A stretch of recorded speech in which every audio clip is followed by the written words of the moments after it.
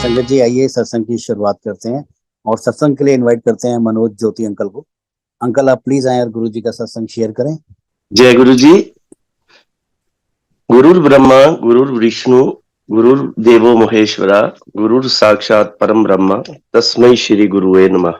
संगत जी, गुरु जी महाराज दी महिमा ਜਿਹੜੀ ਹੈ ਉਹ ਮੈਂ ਕਰਨ ਤੋਂ ਪਹਿਲਾਂ ਗੁਰੂ ਜੀ ਦੇ ਅੱਗੇ ਆਪਣਾ ਜਿਹੜਾ ਸਿਰ ਹੈ ਉਹ ਨਵਾ ਕੇ ਗੱਲ ਕਹਿਣਾ ਹੈ ਕਿ ਜੇ ਮੇਰੇ ਕੋਲੋਂ ਕੋਈ ਬਾਤ ਕਾਟ ਕਿਸੇ ਤਰੀਕੇ ਦੀ ਕੋਈ ਗਲਤ ਉਹ ਨਿਕਲ ਜਾਏ ਤਾਂ ਮੈਨੂੰ ਗੁਰੂ ਜੀ ਮਹਾਰਾਜ ਔਰ ਗੁਰੂ ਜੀ ਮਹਾਰਾਜ ਦੀ ਪਿਆਰੀ ਸੰਗਤ ਜਿਹੜੀ ਹੈ ਉਹ ਮਾਫ ਕਰੇ। ਗੁਰੂ ਜੀ ਸਾਖਸ਼ਾਤ ਜਿਹੜੇ ਹੈ ਉਹ ਮਹਾਦੇਵ ਨੇ ਔਰ ਪੂਰਨ ਗੁਰੂ ਜੀ ਮਹਾਰਾਜ ਨੇ ਸਾਡੇ। ਸਾਨੂੰ ਇਸ ਚੀਜ਼ ਦਾ ਬੜਾ ਫਖਰ ਹੈ, ਬੜਾ ਮਾਣ ਹੈ। ਮੈਨੂੰ ਤਾਂ ਖਾਸ ਤੌਰ ਤੇ ਕਿਉਂਕਿ ਮੈਨੂੰ ਤਾਂ ਗੁਰੂ ਜੀ ਮਹਾਰਾਜ ਨੇ ਖੁਦ ਆ ਕੇ ਮੇਰੀ ਦੁਕਾਨ ਤੇ ਦਰਸ਼ਨ ਦਿੱਤੇ, ਮੈਨੂੰ ਆਪਣੇ ਨਾਲ ਛੂਹਣ ਦਾ ਅਧਿਕਾਰ ਦਿੱਤਾ। ਮੈਨੂੰ ਜੰਗਾਲ ਵਰਗੇ ਬੰਦੇ ਨੂੰ ਟੱਚ ਕਰਾ ਕੇ, ਜਿਸ ਤਰ੍ਹਾਂ ਕਹਿ ਲਈਏ ਨਾ ਅਸੀਂ ਕਿ ਹਾਂ ਕਿਸੇ ਦੇ ਨਾਲ ਜਿਸ ਤਰ੍ਹਾਂ ਪਾਰਸ ਦੇ ਨਾਲ ਕੋਈ ਲੋਹਾ ਘਿਸੜ ਜਾਂਦਾ ਹੈ ਤੇ ਉਹ ਸੋਨੇ ਵਰਗਾ ਬਣ ਜਾਂਦਾ ਹੈ, ਮੈਨੂੰ ਤਾਂ ਖਾਸ ਤੌਰ ਤੇ ਗੁਰੂ ਜੀ ਨੇ ਸੋਨੇ ਵਰਗਾ ਬਣਾ ਦਿੱਤਾ। ਮੇਰੀ ਇੰਨੀ ਕੁ ਜ਼ਿਆਦਾ ਇਸ ਗੱਲੋਂ ਰਹੇਗੀ ਕਿ ਮੇਰੀਆਂ ਕੁਲਾਂ ਜਿਹੜੀਆਂ ਹੈ ਉਹ ਗੁਰੂ ਜੀ ਦਾ ਦੇਣਾ ਨਹੀਂ ਦੇ ਸਕਦੀਆਂ। ਮੈਂ ਤਾਂ ਗੁਰੂ ਜੀ ਦੇ ਹਮੇਸ਼ਾ ਹਰ ਪਲ ਦੇ ਵਿੱਚ ਗੁਰੂ ਜੀ ਦਾ ਨਾਮ ਲੈਣ ਤੋਂ ਇਲਾਵਾ ਹੋਰ ਕੁਝ ਸੋਚਦਾ ਨਹੀਂ ਔਰ ਸੋਚਾਂ ਵੀ ਨਾ। ਐਸਾ ਮੈਨੂੰ ਗੁਰੂ ਜੀ ਮਹਾਰਾਜ ਸ਼ਕਤੀ ਦੇਣ, ਐਸੀ ਮੇਰੇ ਤੇ ਕਿਰਪਾ ਰੱਖਣ। ਇਸੇ ਤਰੀਕੇ ਮੈਂ ਉਹਨਾਂ ਦੇ ਗੁਣਗਾਨ ਕਰਦਾ ਰਵਾਂ, ਇਸੇ ਤਰੀਕੇ ਉਹਨਾਂ ਦੇ ਸਤਸੰਗ ਕਰਦਾ ਰਵਾਂ। ਮੇਰੀ ਇਹੀ ਤਮੰਨਾ ਹੈ ਗੁਰੂ ਜੀ ਮਹਾਰਾਜ, ਔਰ ਇਹ ਮੇਰੀ ਤਮੰਨਾ ਕਬੂਲ ਕਰੋ। ਮੈਂ ਤੁਹਾਡੇ ਚਰਨਾਂ ਤੇ ਨਤਮਸਤਕ ਹੋ ਕੇ ਆਪਣਾ ਜਿਹੜਾ ਹੈ ਸਤਸੰਗ ਸ਼ੁਰੂ ਕਰਨ ਲੱਗਾ ਹੈ। ਇਹ ਸਤਸੰਗ ਸੁਣਨ ਵਾਲੇ ਤਾਂ ਕੁਝ ਇਸ ਤਰੀਕੇ ਸਮਝ ਲੈਣ ਕਿ ਸਤਸੰਗ ਦੀ ਘੜੀ ਜਿਹੜੀ ਹੁੰਦੀ ਹੈ ਉਹ ਗੁਰੂ ਜੀ ਦੇ ਨਾਲ ਮਿਲਣ ਦੀ ਘੜੀ ਹੁੰਦੀ ਹੈ। ਗੁਰੂ ਜੀ ਦੇ ਨਾਲ ਹਰ ਤਰੀਕੇ ਦੀ ਤੁਹਾਡੀ ਗੱਲ ਸਾਂਝ ਕਰਨ ਦੀ ਘੜੀ ਹੁੰਦੀ ਹੈ ਕਿ ਤੁਸੀਂ ਆਪਣੇ ਗੁਰੂ ਜੀ ਮਹਾਰਾਜ ਦੇ ਨਾਲ ਜੁੜਨਾ ਹੁੰਦਾ ਹੈ। ਇਹ ਕਰਮਾਂ ਵਾਲੇ ਹੀ ਜਿਹੜੇ ਹੈ ਉਹ ਜੁੜ ਸਕਦੇ ਹੈ। ਉਸ ਤਰ੍ਹਾਂ ਗੁਰੂ ਜੀ ਮਹਾਰਾਜ ਦੇ ਕਿਸੇ ਵੀ ਤਰੀਕੇ ਦੇ ਸਤਸੰਗ ਦੇ ਵਿੱਚ ਜਾਂ ਕਿਸੇ ਵੀ ਮੰਦਿਰ ਦੇ ਵਿੱਚ ਆਉਣ ਵਾਲਾ ਕੋਈ ਆਪਣੀ ਮਰਜ਼ੀ ਨਾਲ ਨਹੀਂ ਆ ਸਕਦਾ। ਮੈਂ ਅੱਗੇ ਜਾ ਕੇ ਤੁਹਾਨੂੰ ਇੱਕ ਸਤਸੰਗ ਸੁਣਾਉਂਗਾ, ਉਹਦੇ ਵਿੱਚ ਇਹ ਵੀ ਕਲੀਅਰ ਹੋ ਜਾਏਗਾ ਕਿ ਵਾਕਈ ਸਾਡੇ ਗੁਰੂ ਜੀ ਮਹਾਰਾਜ ਤੋਂ ਉੱਪਰ ਇਸ ਵੇਲੇ ਵਰਲਡ ਦੇ ਵਿੱਚ ਕੋਈ ਗੁਰੂ ਨਹੀਂ ਹੈ, ਕੋਈ ਭਗਵਾਨ ਨਹੀਂ ਹੈ। ਇਸ ਵੇਲੇ ਸਾਰੇ ਕੰਟਰੀਆਂ ਦੇ ਵਿੱਚ ਸਾਡੇ ਗੁਰੂ ਜੀ ਮਹਾਰਾਜ ਦੀ ਜਿਹੜੀ ਹੈ ਉਹ ਪੂਜਾ ਹੋ ਰਹੀ ਹੈ। ਇਹਨਾਂ ਨੂੰ ਧਿਆਇਆ ਜਾ ਰਿਹਾ ਹੈ, ਇਹਨਾਂ ਨੂੰ ਮੰਨਿਆ ਜਾ ਰਿਹਾ ਕਿ ਹਾਂ ਇਹੀ ਔਰ ਇਹੀ ਇੱਕ ਸਿਰਫ ਸ੍ਰਿਸ਼ਟੀ ਨੂੰ ਬਚਾਉਣ ਵਾਲੇ ਗੁਰੂ ਜੀ ਨੇ, ਇਸ ਤੋਂ ਇਲਾਵਾ ਕੋਈ ਨਹੀਂ ਹੈ।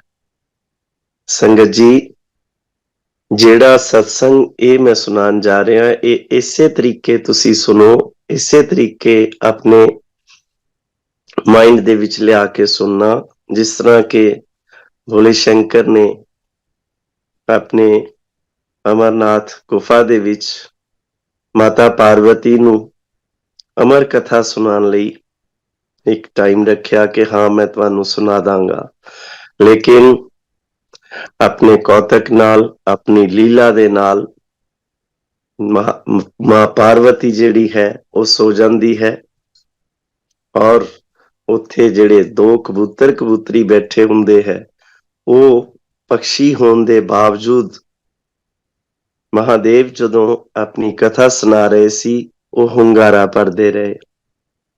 ਸੰਗਤ ਜੀ, ਇਸ ਗੱਲ ਦੀ ਚੁੱਕ ਲਓ ਕਿ ਦੇਖੋ ਇੱਕ ਪਕਸ਼ੀ ਹੋ ਕੇ ਜਿਹੜੇ ਕਬੂਤਰ ਕਬੂਤਰੀ ਮਹਾਦੇਵ ਭੋਲੇ ਭੰਡਾਰੀ ਦੀ ਉਹ ਅਮਰ ਕਥਾ ਸੁਣ ਗਏ ਔਰ ਅਮਰ ਹੋ ਗਏ। ਹੁਣ ਵੀ ਅਸੀਂ ਸਭ ਜਿਸ ਤਰ੍ਹਾਂ ਜਾਣਦੇ ਹਾਂ ਔਰ ਦੇਖਦੇ ਹਾਂ ਵੀ ਹਾਂ ਇੱਕ ਸੱਚੇ ਭਗਤਾਂ ਨੂੰ ਭੋਲੇ ਸ਼ੰਕਰ ਦੇ ਜਿਹੜੀ ਕਥਾ ਸੁਣਾਈ ਹੋਈ ਉਹ ਕਬੂਤਰ ਕਬੂਤਰੀ ਉਹਨਾਂ ਨੂੰ ਦਿਸ ਜਾਂਦੇ ਹੈ ਤੇ ਉਹ ਆਪਣੀ ਯਾਤਰਾ ਸਫਲ ਸਮਝਦੇ ਆ। ਇਸੇ ਤਰੀਕੇ ਤੁਸੀਂ ਜਿੰਨੀ ਵੀ ਸੰਗਤ ਹੈ, ਮੇਰਾ ਜਿਹੜਾ ਇਹ ਸਤਸੰਗ ਮੈਂ ਗੁਰੂ ਜੀ ਮਹਾਰਾਜ ਦੇ ਚਰਨਾਂ ਦੇ ਵਿੱਚ ਸੁਣਾਉਣ ਜਾ ਰਿਹਾ, ਇਸੇ ਤਰੀਕੇ ਸੁਣਿਆ ਜੇ, ਇਸੇ ਤਰੀਕੇ ਗੁਰੂ ਜੀ ਕੋਲੋਂ ਬਲੈਸਿੰਗ ਮੰਗੋ ਕਿ ਹਾਂ ਗੁਰੂ ਜੀ ਮਹਾਰਾਜ ਅਸੀਂ ਤੁਹਾਡਾ ਸਤਸੰਗ ਸੁਣਿਆ ਔਰ ਨਿਹਾਲ ਹੋ ਗਏ। ਕਿਉਂਕਿ ਸਤਸੰਗ ਦੀ ਕੜੀ ਇੱਕ ਐਸੀ ਕੜੀ ਹੁੰਦੀ ਹੈ ਜਿੱਥੇ ਦੁਨਿਆਵੀ ਲੋਕ ਤਾਂ ਤਰਸਦੇ ਹੀ ਤਰਸਦੇ ਹੈ ਕਿ ਹਾਂ ਸਾਨੂੰ ਕੋਈ ਇਸ ਤਰ੍ਹਾਂ ਸਤਸੰਗ ਲੱਭ ਜਵੇ, ਅਸੀਂ ਗੁਰੂ ਜੀ ਮਹਾਰਾਜ ਦਾ ਸਤਸੰਗ ਸੁਣ ਲਈਏ। ਲੇਕਿਨ ਇਹਦੇ ਨਾਲ ਨਾਲ ਦੇਵੀ ਦੇਵਤੇ ਵੀ ਜਿਹੜੇ ਹੈ ਸੰਗਤ ਜੀ, ਉਹ ਲੱਭਦੇ ਹੁੰਦੇ ਆ ਕਿ ਗੁਰੂ ਜੀ ਮਹਾਰਾਜ ਦੀ ਕਿੱਥੇ ਜਿਹੜਾ ਹੈ ਸਤਸੰਗ ਹੋਣ ਜਾ ਰਿਹਾ ਔਰ ਕਿੱਥੇ ਅਸੀਂ ਬੈਠ ਕੇ ਗੁਰੂ ਜੀ ਮਹਾਰਾਜ ਦੀ ਮਹਿਮਾ ਸੁਣਨੀ ਹੈ। ਇੰਨਾ ਪਿਆਰ ਕਰਦੇ ਹੈ, ਇੰਨਾ ਦੇਵੀ ਦੇਵਤੇ ਧਿਆਉਂਦੇ ਹੈ।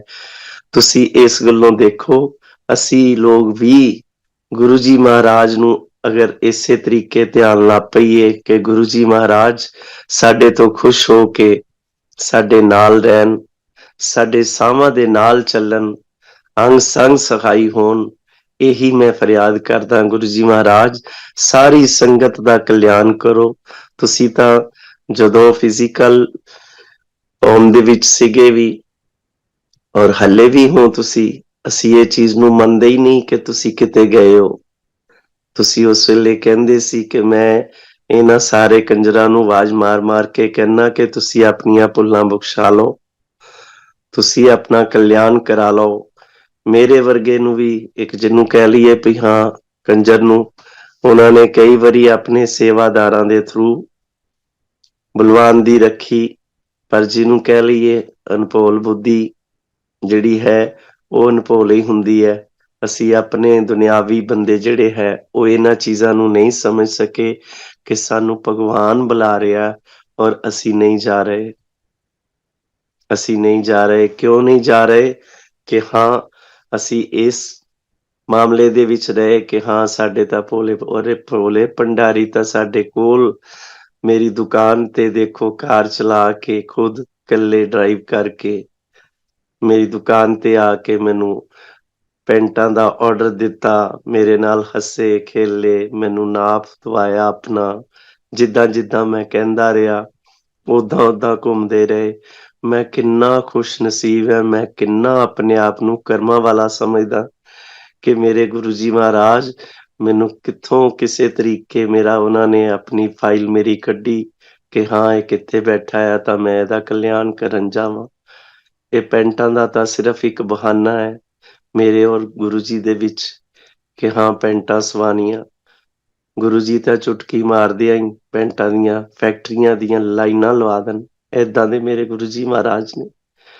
ਲੇਕਿਨ ਜਿਹਨੂੰ ਕਹਿ ਲਈਏ ਨਾ ਕਿ ਹਾਂ ਕਿਸੇ ਇੱਕ ਫਰਿਆਦੀ ਬੰਦੇ ਦੀ ਜਿੱਦਾਂ ਚਾਹ ਪੂਰੀ ਕਰਨ ਲਈ ਗੁਰੂ ਜੀ ਮਹਾਰਾਜ ਮੇਰੇ ਕੋਲ ਆਏ, ਮੈਨੂੰ 500 ਦਾ ਨੋਟ ਦਿੱਤਾ ਬਲੈਸਿੰਗ ਵਾਲਾ, ਮੈਨੂੰ ਆਪਣੇ ਉੱਥੇ ਬੁਲਾਇਆ ਡਿਫੈਂਸ ਕਲੋਨੀ, ਮੈਨੂੰ ਚਾਹ ਪਲਵਾਈ ਮੇਰੇ ਕੋਲ, ਮੈਂ ਔਰ ਗੁਰੂ ਜੀ ਇਕੱਲੇ ਹੀ ਅਸੀਂ ਬੈਠਿਆਂ ਨੇ ਪੈਂਟਾਂ ਬਾਰੇ ਡਿਸਕਸ ਕੀਤਾ। ਕਿੰਨੇ ਪਿਆਰ ਦੇ ਨਾਲ ਮੇਰੇ ਨਾਲ ਹਾਸਾ ਮਜ਼ਾਕ ਕੀਤਾ ਗੁਰੂ ਜੀ ਨੇ, ਜਿੱਦਾਂ ਕਿਸੇ ਬੱਚੇ ਦੇ ਨਾਲ ਉਹਦਾ ਬਾਪ ਜਿਹੜਾ ਹੈ ਉਹ ਡੀਲ ਕਰਦਾ, ਏਦਾਂ ਮੇਰੇ ਨਾਲ ਡੀਲ ਕੀਤਾ। ਮੇਰੀਆਂ ਸਾਰੀਆਂ ਭੁੱਲਾਂ ਨੂੰ ਉਹਨਾਂ ਨੇ ਬਖਸ਼ਿਆ ਔਰ ਮੇਰੇ ਨਾਲ ਬੜੇ ਪਿਆਰ ਦੇ ਨਾਲ ਮੈਨੂੰ ਗੱਲਾਂ ਕੀਤੀਆਂ, ਪੈਸੇ ਦਿੱਤੇ। ਔਰ ਤੁਸੀਂ ਦੇਖੋ, ਜਿਹਨੂੰ ਕਹਿ ਲਈਏ ਨਾ ਕਿ ਆਪਣੇ ਸਤਸੰਗ ਦੇ ਵਿੱਚ ਮੈਂ ਪਹਿਲਾਂ ਵੀ ਦੱਸ ਚੁੱਕਾ ਹੈ ਕਿ ਜੇ ਮੈਂ ਪੈਸੇ ਪੈਸੇ ਪੈਸੇ ਕਰਦਾ ਰਿਹਾ ਨਾ ਤਾਂ ਤੁਸੀਂ ਦੇਖੋ ਮੇਰੇ ਗੁਰੂ ਜੀ ਮਹਾਰਾਜ ਨੇ ਮੈਨੂੰ ਕਿੰਨੇ ਪੈਸੇ ਦੇ ਦਿੱਤੇ ਹੈ ਕਿ ਮੈਂ ਇਸ ਚੀਜ਼ ਦਾ ਕਹਿੰਦਾ ਹੀ ਨਹੀਂ ਕਿ ਗੁਰੂ ਜੀ ਮਹਾਰਾਜ ਮੈਨੂੰ ਕੋਈ ਪੈਸੇ ਦਿਓ। ਮੈਨੂੰ ਜਿਹਨੂੰ ਕਹਿ ਲਈਏ ਨਾ ਹਾਂ ਕੋਈ ਲਾਲਚ ਵਾਲੀ ਗੱਲ ਨਹੀਂ, ਮੇਰਾ ਇੰਨਾ ਜ਼ਿਆਦਾ ਇਸ ਚੀਜ਼ ਨੂੰ ਉਹਨਾਂ ਨੇ ਕੋਲ ਹੋ ਕੇ ਸੁਣਿਆ ਕਿ ਤੂੰ ਦੱਸ ਤਾਂ ਸਹੀ ਤੈਨੂੰ ਕਿਹੜੀ ਗੱਲੋਂ ਕਿਹੜੀ ਥੋੜ ਹੈ। ਮੈਂ ਕੋਈ ਆਪਣੇ ਦਿਲ ਦੇ ਵਿੱਚ ਚਲਦੀ ਹੀ ਹੁੰਦੀ ਹੈ ਕਿਸੇ ਚੀਜ਼ ਦੀ ਗੱਲ, ਮੇਰੇ ਲਿਆ ਕੇ ਉਸੇ ਵੇਲੇ ਅੱਗੇ ਪੇਸ਼ ਕਰ ਦਿੰਦੇ ਕਿ ਅੱਲਾ ਚੱਕ ਤੂੰ ਕਹਿਣਾ ਕੀ ਹੈ। ਤੁਸੀਂ ਸੰਗਤ ਜੀ ਇਸ ਗੱਲੋਂ ਯਕੀਨ ਕਰਿਆ ਜੇ ਕਿ ਮੈਂ ਇਸ ਗੱਲ ਦਾ ਆਪਣੀ ਜ਼ਿੰਦਗੀ ਦੇ ਵਿੱਚ ਤਾਂ ਕੋਈ ਚੰਗਾ ਕਰਮ ਸ਼ਾਇਦ ਇਸ ਜ਼ਿੰਦਗੀ 'ਚ ਤਾਂ ਨਹੀਂ ਕੀਤਾ ਹੋਊਗਾ ਜਿਹੜਾ ਕਿ ਮੈਨੂੰ ਮੇਰੇ ਭੋਲੇ ਭੰਡਾਰੀ ਮਹਾਦੇਵ ਆਪ ਚੱਲ ਕੇ ਆ ਗਏ। ਮੇਰੇ ਕੋਈ ਪਿਛਲੇ ਜਨਮ ਜ਼ਰੂਰ ਉਹਨਾਂ ਨੇ ਦੇਖੇ ਹੋਣਗੇ ਕਿ ਹਾਂ, ਮੈਂ ਕੋਈ ਚੰਗਾ ਕਰਮ ਕੀਤਾ ਹੋਊਗਾ ਤਾਂ ਮੈਨੂੰ ਮੇਰੇ ਭਗਵਾਨ ਮੇਰੀ ਦੁਕਾਨ ਤੇ ਦਰਸ਼ਨ ਦੇਣ ਆ ਗਏ। ਮੇਰਾ ਇੱਕ ਐਸਾ ਸਪੈਸ਼ਲ ਕੇਸ ਹੈ ਗੁਰੂ ਜੀ ਮਹਾਰਾਜ ਦੇ ਨਾਲ ਕਿ ਗੁਰੂ ਜੀ ਕਦੀ ਵੀ ਕਿਸੇ ਨੂੰ ਬੁਲਾਉਂਦੇ ਸੀ ਤਾਂ ਕਹਿ ਦਿੰਦੇ ਸੀ ਨਾ ਕਿ ਉਹਨੂੰ ਲਿਆਓ, ਇਹਨੂੰ ਬੁਲਾਓ, ਜਾਂ ਕਿਸੇ ਕੋਲ ਚਲੇ ਵੀ ਜਾਂਦੇ ਸੀ ਤਾਂ ਕਿਸੇ ਦੇ ਨਾਲ ਜਾਂਦੇ ਸੀ ਜਾਂ ਕਿੱਦਾਂ ਆਪਣੀ ਸੰਗਤ ਨੂੰ ਲੈ ਕੇ।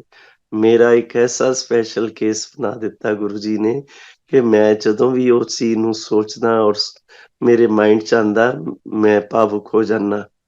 ਮੈਂ ਸੋਚਦਾ ਗੁਰੂ ਜੀ ਮਹਾਰਾਜ, ਤੁਸੀਂ ਕਿੱਦਾਂ ਉਸ ਘੜੀ ਦੀ ਮੈਨੂੰ ਇਸ ਗੱਲ ਦੀ ਜਦੋਂ ਯਾਦ ਆਉਂਦਾ, ਮੇਰੀਆਂ ਅੱਖਾਂ ਭਰ ਆਉਂਦੀਆਂ ਵੀ ਮੇਰੇ ਭੋਲੇ ਭੰਡਾਰੀ ਮੇਰੇ ਕੋਲ ਚੱਲ ਕੇ ਆ ਪਾਏ। ਕਿਸੇ ਨੂੰ ਨਹੀਂ ਪੁੱਛਿਆ ਵੀ ਕੌਣ ਏਦਾਂ ਮਨੋਜ ਹੈ, ਕੌਣ ਕਿੱਥੇ ਇਹਦੀ ਦੁਕਾਨ ਹੈ ਜਾਂ ਕਿੱਦਾਂ। ਮੇਰਾ ਕੋਈ ਪਿਛਲਾ ਰਿਕਾਰਡ ਉਹਨਾਂ ਨੇ ਖੋਲਿਆ ਤਾਂ ਮੇਰੇ ਕਰਮ ਜਿਹੜੇ ਹੈ ਉਹਨਾਂ ਨੇ ਕਟਾਏ, ਮੇਰਾ ਕਲਿਆਣ ਕੀਤਾ। ਮੈਂ ਇਸ ਗੱਲੋਂ ਗੁਰੂ ਜੀ ਦਾ ਦੇਣਾ ਨਹੀਂ ਦੇ ਸਕਦਾ, ਮੇਰੀਆਂ ਕੁਲਾਂ ਨਹੀਂ ਦੇ ਸਕਦੀਆਂ। ਮੈਂ ਇਸ ਗੱਲੋਂ ਬਹੁਤ ਹੀ ਖੁਸ਼ ਰਹਿਣਾ ਹੈ ਕਿ ਮੈਨੂੰ ਜਦੋਂ ਵੀ ਕਿਸੇ ਤਰੀਕੇ ਕੋਈ ਗੁਰੂ ਜੀ ਵੱਲੋਂ ਇਹ ਸਤਸੰਗ ਦਾ ਆਉਂਦਾ ਹੈ ਕਿ ਹਾਂ ਸਤਸੰਗ, ਮੈਂ ਇੰਨਾ ਅੰਦਰੋਂ ਖੁਸ਼ ਹੋ ਜਾਂਦਾ ਕਿ ਸ਼ੁਕਰ ਹੈ ਮਹਾਰਾਜ, ਸ਼ੁਕਰ ਹੈ। ਉਹ ਤਾਂ ਪਕਸ਼ੀ ਹੋ ਕੇ ਹੁੰਗਾਰਾ ਭਰਦੇ ਸੀ ਨਾ, ਕਬੂਤਰ ਕਬੂਤਰੀ। ਮੈਨੂੰ ਤੁਸੀਂ ਜ਼ੁਬਾਨ ਬਖਸ਼ੀ ਹੈ ਤਾਂ ਮੈਂ ਇਸ ਜ਼ੁਬਾਨ ਦੇ ਨਾਲ ਤੁਹਾਡਾ ਹਮੇਸ਼ਾ ਗੁਣਗਾਨ ਕਰਦਾ ਰਵਾਂ, ਤੁਹਾਡਾ ਸਤਸੰਗ ਕਰਦਾ ਰਵਾਂ, ਤੁਹਾਡੀਆਂ ਭੇਟਾਂ ਗਾਉਂਦਾ ਰਵਾਂ, ਤੁਹਾਨੂੰ ਭਜਨ ਸੁਣਾਉਂਦਾ ਰਵਾਂ। ਬਸ ਮੇਰੀ ਇਸੇ ਤਰੀਕੇ ਜਿਹੜੀ ਹੈ ਜ਼ਿੰਦਗੀ ਗੁਜ਼ਾਰਦੇ ਹੋ ਆਪਣੇ ਚਰਨਾਂ ਦੇ ਵਿੱਚ। ਮੈਂ ਇਸ ਤੋਂ ਇਲਾਵਾ ਹੋਰ ਗੁਰੂ ਜੀ ਤੋਂ ਕੁਛ ਨਹੀਂ ਮੰਗਦਾ ਕਿ ਮੈਨੂੰ ਆਹ ਚੀਜ਼ ਦੇ ਦਿਓ, ਮੈਨੂੰ ਆਹ ਚੀਜ਼। ਐਸਾ ਕੁਛ ਰੱਖਿਆ ਹੀ ਨਹੀਂ ਉਹਨਾਂ ਨੇ ਕਿ ਹਾਂ ਕਿਸੇ ਚੀਜ਼ ਦੀ ਮੈਂ ਗੱਲ ਕਵਾਂ ਤਾਂ ਮੇਰੀ ਉਹ ਪੂਰੀ ਨਾ ਹੋਵੇ। ਮੈਂ ਅੰਦਰੋਂ ਸਵੇਰੇ ਉੱਠ ਕੇ ਅਰਦਾਸ ਵੀ ਇਹੀ ਕਰਦਾ ਕਿ ਗੁਰੂ ਜੀ ਮਹਾਰਾਜ, ਸਾਰੀ ਸੰਗਤ ਨੂੰ ਇਸੇ ਤਰੀਕੇ ਖੁਸ਼ ਰੱਖੋ ਜਿੱਦਾਂ ਮੈਨੂੰ ਖੁਸ਼ ਰੱਖਿਆ ਹੈ।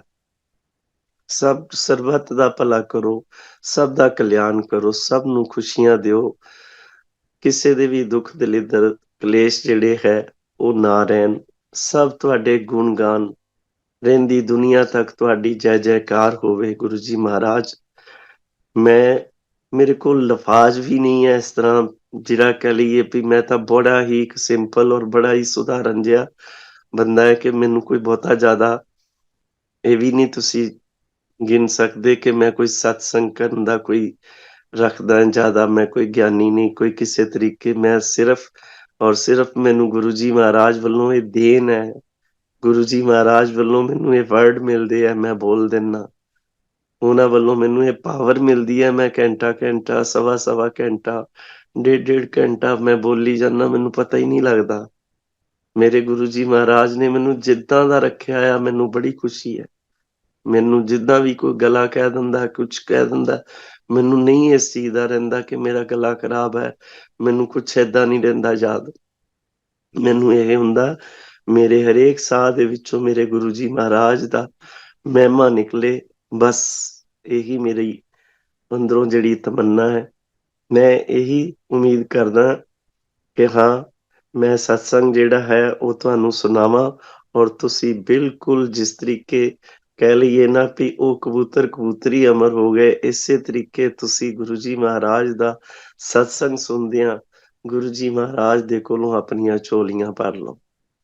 ਮੇਰੀ ਇਹੀ ਫਰਿਆਦ ਰਹਿੰਦੀ ਹੈ, ਗੁਰੂ ਜੀ ਮਹਾਰਾਜ ਇਹਨਾਂ ਸਾਰੀ ਸੰਗਤ ਨੂੰ ਖੁਸ਼ੀਆਂ ਦਿਓ। ਸੋ ਮੈਂ ਇਹ ਚੀਜ਼ ਦੀ ਗੱਲ ਤੁਹਾਨੂੰ ਜਿਸ ਤਰ੍ਹਾਂ ਦੱਸੀ ਹੈ ਕਿ ਮੈਂ ਆਪਣੇ ਗੁਰੂ ਜੀ ਮਹਾਰਾਜ ਦੇ ਨਾਲ ਜਦੋਂ ਮੇਰੀ ਇਸ ਤਰੀਕੇ ਹੋ ਗਈ ਕਿ ਮੇਰੇ ਕੋ ਪੈਂਟਾਂ ਸਵਾ ਗਏ, ਸਭ ਮੈਨੂੰ ਪੈਸੇ ਦੇ ਗਏ, ਸਭ ਕੁਛ। ਹੁਣ ਦੇਖੋ ਇੱਕ ਗੱਲ ਇਹ ਵੀ ਹੈ ਕਿ ਸਾਡਾ ਸਭ ਤੋਂ ਵੱਡਾ ਜਿਹੜਾ ਹੈ ਉਹ ਬੜਾ ਮੰਦਿਰ ਹੈ, ਜਿਹੜਾ ਕਿ ਸਾਡੀ ਜਿੰਦ ਜਾਨ ਹੈ। ਉਸ ਤੋਂ ਬਾਅਦ ਡੁਗਰੀ ਹੈ, ਉਸ ਤੋਂ ਬਾਅਦ ਸਾਡੀ ਡਿਫੈਂਸ ਕਲੋਨੀ ਹੈ, ਜਿੱਥੇ ਮੇਰੇ ਗੁਰੂ ਜੀ ਮਹਾਰਾਜ ਨੇ ਚਰਨ ਰੱਖੇ ਹੈ ਪਾਏ ਹੈ, ਉਹ ਜਿਹੜੀ ਹੈ ਉਹ ਜਗ੍ਹਾ ਬਹੁਤ ਉੱਪਰਲੀ ਹੋ ਗਈ ਹੈ। ਮੈਂ ਵੀ ਇਸੇ ਤਰੀਕੇ ਸੰਗਤ ਜੀ ਸੋਚਿਆ ਕਿ ਹਾਂ, ਮੈਂ ਵੀ ਆਪਣੇ ਕਰਮ ਕਟਾਉਣ ਲਈ ਬੜੇ ਮੰਦਿਰ ਜਾ ਕੇ ਆਵਾਂ, ਲੇਕਿਨ ਮੈਨੂੰ ਕੋਈ ਕਾਰ ਦੀ ਬਹੁਤ ਜ਼ਿਆਦਾ ਜਿਸ ਤਰ੍ਹਾਂ ਲੰਬੀ ਡਰਾਈਵ ਨਹੀਂ ਮੇਰੇ ਕੋਲੋਂ ਹੁੰਦੀ। ਮੈਂ ਇਸ ਗੱਲ ਨੂੰ ਏਦਾਂ ਲਾਇਆ ਵੀ ਗੁਰੂ ਜੀ ਜਦੋਂ ਮੈਨੂੰ ਬੁਲਾਣਗੇ ਮੈਂ ਉਦੋਂ ਜਾਊਂਗਾ। ਮੇਰੇ ਬੇਟੇ ਦਾ ਵਿਆਹ ਜਦੋਂ ਹੋਇਆ ਕਰੋਨਾ ਟਾਈਮ ਉਸ ਤੋਂ ਬਾਅਦ ਸ਼ੁਰੂ ਹੋ ਗਿਆ ਔਰ ਮੇਰੀ ਜਿਹੜੀ ਨੂੰਹ ਹੈ ਉਸਦਾ ਵੀਜ਼ਾ ਆ ਗਿਆ 2021 ਦੇ ਵਿੱਚ। ਤੇ ਮੈਂ ਇਸ ਗੱਲ ਨੂੰ ਸੋਚਿਆ ਵੀ ਚਲੋ ਨਾਲੇ ਇਹਦਾ ਵੀਜ਼ਾ ਆ ਗਿਆ, ਗੁਰੂ ਜੀ ਮਹਾਰਾਜ ਨੇ ਭੇਜ ਦਿੱਤਾ। ਉਹ ਕਾਫ਼ੀ ਦੇਰ ਤੱਕ ਵੇਟ ਕਰਦੀ ਰਹੀ ਇੱਥੇ ਵੀ ਵੀਜ਼ਾ ਆ ਜਾਏ, ਕੋਈ ਫਾਈਲ ਵਗੈਰਾ ਦੀ ਪ੍ਰੋਬਲਮ ਸੀ, ਉਹ ਖਤਮ ਹੋਈ, ਸੋਲਵ ਕਰਾਤੀ, ਗੁਰੂ ਜੀ ਨੇ ਵੀਜ਼ਾ ਆ ਗਿਆ। ਅਸੀਂ ਇਸੇ ਤਰੀਕੇ ਜਦੋਂ ਉੱਥੇ ਗਏ ਨੋਵਾ ਗੱਡੀ ਦੇ ਵਿੱਚ ਦਿੱਲੀ ਹੋਟਲ ਠਹਿਰੇ ਹੋਏ ਸੀ ਤਾਂ ਅਸੀਂ ਰਾਤ ਨੂੰ ਜਿਸ ਤਰ੍ਹਾਂ ਮੈਂ ਕਿਹਾ ਆਪਣੀ ਆਂਟੀ ਨੂੰ ਔਰ ਆਪਣੀ ਨੂੰਹ ਨੂੰ, ਮੈਂ ਕਿਹਾ ਵੀ ਤੂੰ ਚੱਲ ਅਸੀਂ ਬੜੇ ਮੰਦਿਰ ਜਾ ਕੇ ਮੱਥਾ ਟੇਕ ਕੇ ਆਣਾ। ਕਹਿੰਦੀ ਜ਼ਰੂਰ ਪਾਪਾ ਅਸੀਂ ਚੱਲਦੇ ਹਾਂ। ਸੰਗਤ ਜੀ ਅਸੀਂ ਨਾ ਉੱਥੇ ਚਲੇ ਗਏ। ਕਰੋਨਾ ਟਾਈਮ ਦਾ ਥੋੜਾ ਜਿਹਾ ਪੀਰੀਅਡ ਇਸ ਤਰ੍ਹਾਂ ਦਾ ਚੱਲ ਰਿਹਾ ਸੀ ਵੀ ਬਹੁਤਾ ਜ਼ਿਆਦਾ ਉੱਥੇ ਕਿਸੇ ਨੂੰ ਖੜੇ ਨਹੀਂ ਸੀ ਹੋਣ ਦੇ ਰਹੇ। ਸੇਵਾਦਾਰਾਂ ਨੇ ਜਿੱਦਾਂ ਹੀ ਸਾਨੂੰ ਇਸ ਤਰ੍ਹਾਂ ਦੇਖਿਆ ਕਹਿੰਦੇ ਤੁਸੀਂ ਗੱਡੀ ਤੋਂ ਬਾਹਰ ਨਾ ਨਿਕਲੋ। ਅਸੀਂ ਕਿਹਾ ਜੀ ਬੜੀ ਦੂਰੋਂ ਆਏ ਅਸੀਂ, ਠੰਡ ਦਾ ਬਹੁਤ ਜ਼ਿਆਦਾ ਠੰਡ ਸੀ। ਅਸੀਂ ਉਹਨਾਂ ਨੂੰ ਰਿਕੁਐਸਟ ਕੀਤੀ, ਉਹਨਾਂ ਨੇ ਸਾਡੀ ਮੰਨ ਲਈ। ਅਸੀਂ ਜਿੱਥੇ ਕਾਰ ਪਾਰਕਿੰਗ ਹੁੰਦੀ ਹੈ ਉੱਥੇ ਅਸੀਂ ਦੀਵਾਰ ਦੇ ਕੋਲ ਜਿਹੜੀ ਹੈ ਨਤਮਸਤਕ ਹੋਏ ਗੁਰੂ ਜੀ ਮਹਾਰਾਜ ਦੇ ਔਰ ਉੱਥੋਂ ਵਾਪਿਸ ਆ ਗਏ। ਮੈਂ ਕਿਹਾ ਕੋਈ ਗੱਲ ਨਹੀਂ, ਮੈਨੂੰ ਇਸ ਗੱਲ ਦਾ ਅੰਦਰੋਂ ਇਸ ਚੀਜ਼ ਦਾ ਪਤਾ ਹੈ, ਹੁਣ ਵੀ ਪਤਾ, ਪਹਿਲੋਂ ਵੀ ਪਤਾ ਸੀ ਵੀ ਮੇਰੇ ਗੁਰੂ ਜੀ ਮਹਾਰਾਜ ਨੇ ਇੱਥੇ 12 ਜੋਤਿਰਲਿੰਗ ਦੀ ਸ਼ਕਤੀ ਜਿਹੜੀ ਹੈ ਉਹ ਰੱਖੀ ਹੋਈ ਹੈ। 5-7 ਕਿਲੋਮੀਟਰ ਦੇ ਦਾਇਰੇ ਦੇ ਵਿੱਚ ਵੀ ਕੋਈ ਇੱਥੇ ਜੇ ਕੋਈ ਸ਼ੀਸ਼ ਨਵਾ ਕੇ ਗੁਰੂ ਜੀ ਮਹਾਰਾਜ ਦੇ ਕੋਲੋਂ ਕੋਈ ਫਰਿਆਦ ਕਰਦਾ ਹੈ ਤਾਂ ਮੇਰਾ ਦਾਤਾ ਉਸੇ ਵੇਲੇ ਉਹਦੀ ਝੋਲੀ ਭਰ ਦਿੰਦਾ ਹੈ। ਮੈਂ ਤਾਂ ਫੇਰ ਵੀ ਕੋਈ ਨਹੀਂ, ਦੀਵਾਰ ਦੇ ਕੋਲ ਆ ਕੇ ਮੱਥਾ ਟੇਕ ਕੇ ਚੱਲਾਂ, ਮੈਂ ਬੜਾ ਭਾਗਾਂ ਵਾਲਾ ਹੈ। ਮੈਂ ਇਸੇ ਤਰੀਕੇ ਵਾਪਸ ਆ ਗਏ ਜਦੋਂ ਅਸੀਂ ਹੋਟਲ 'ਚ, ਤੇ ਅਸੀਂ ਰਾਤ ਦਾ ਫਲਾਈਟ ਸੀਗੀ ਬੇਟੀ ਦੀ। ਮੈਂ ਕਿਹਾ ਚਲੋ ਕੋਈ ਨਹੀਂ, ਲੇਕਿਨ ਤੁਸੀਂ ਸੰਗਤ ਜੀ ਇਹ ਸੁਣੋ, ਇਹ ਗੱਲ ਦੇ ਵਿੱਚ ਕਿੰਨੀ ਵੱਡੀ ਗੱਲ ਇੱਕ ਛੁਪੀ ਹੋਈ ਸੀ ਕਿ ਮੇਰੀ ਜਿਹੜੀ ਨੂੰਹ ਸੀ ਉਹ ਪਰਚੇਜ਼ਿੰਗ ਦੇ ਦੌਰਾਨ ਮਾਲਸ ਵਗੈਰਾ ਦੇ ਵਿੱਚ ਜਾਣ ਕਰਕੇ ਉਹਦਾ ਥੋੜਾ ਗਲਾ ਜਿਹੜਾ ਹੈ ਉਹ ਖਰਾਬ ਰਹਿ ਰਿਹਾ ਸੀ 3-4 ਦਿਨਾਂ ਤੋਂ, ਲੇਕਿਨ ਉਹ ਦੱਸ ਨਹੀਂ ਸੀ ਰਹੀ, ਇਸ ਕਰਕੇ ਕਿ ਉਹਨੂੰ ਡਰ ਸਤਾ ਰਿਹਾ ਸੀ ਕਿ ਕਿਤੇ ਮੇਰੀ ਕੋਈ ਮੈਡੀਕਲ ਰਿਪੋਰਟ ਏਦਾਂ ਦੀ ਨਾ ਆ ਜਾਏ ਜਿਹਦੇ ਨਾਲ ਕਿ ਮੈਂ ਜਾ ਨਾ ਸਕਾਂ, ਕੋਈ ਕਲੌਜ਼ ਨਾ ਲਗਾ ਦੇਣ। ਜਿੱਦਾਂ ਹੀ ਮੈਂ ਆ ਕੇ ਹੋਟਲ ਅਸੀਂ ਰੁਕੇ ਆ, ਮੈਨੂੰ ਕਹਿੰਦੀ ਪਈ ਪਾਪਾ ਮੇਰਾ ਗਲਾ ਬੜਾ ਖਰਾਬ ਰਹਿੰਦਾ ਪਿਆ, ਮੈਨੂੰ ਇਸ ਗੱਲ ਦਾ ਡਰ ਹੈ ਕਿ ਮੇਰੀ ਰਿਪੋਰਟ ਕਿਤੇ ਓਦਾਂ ਦੀ।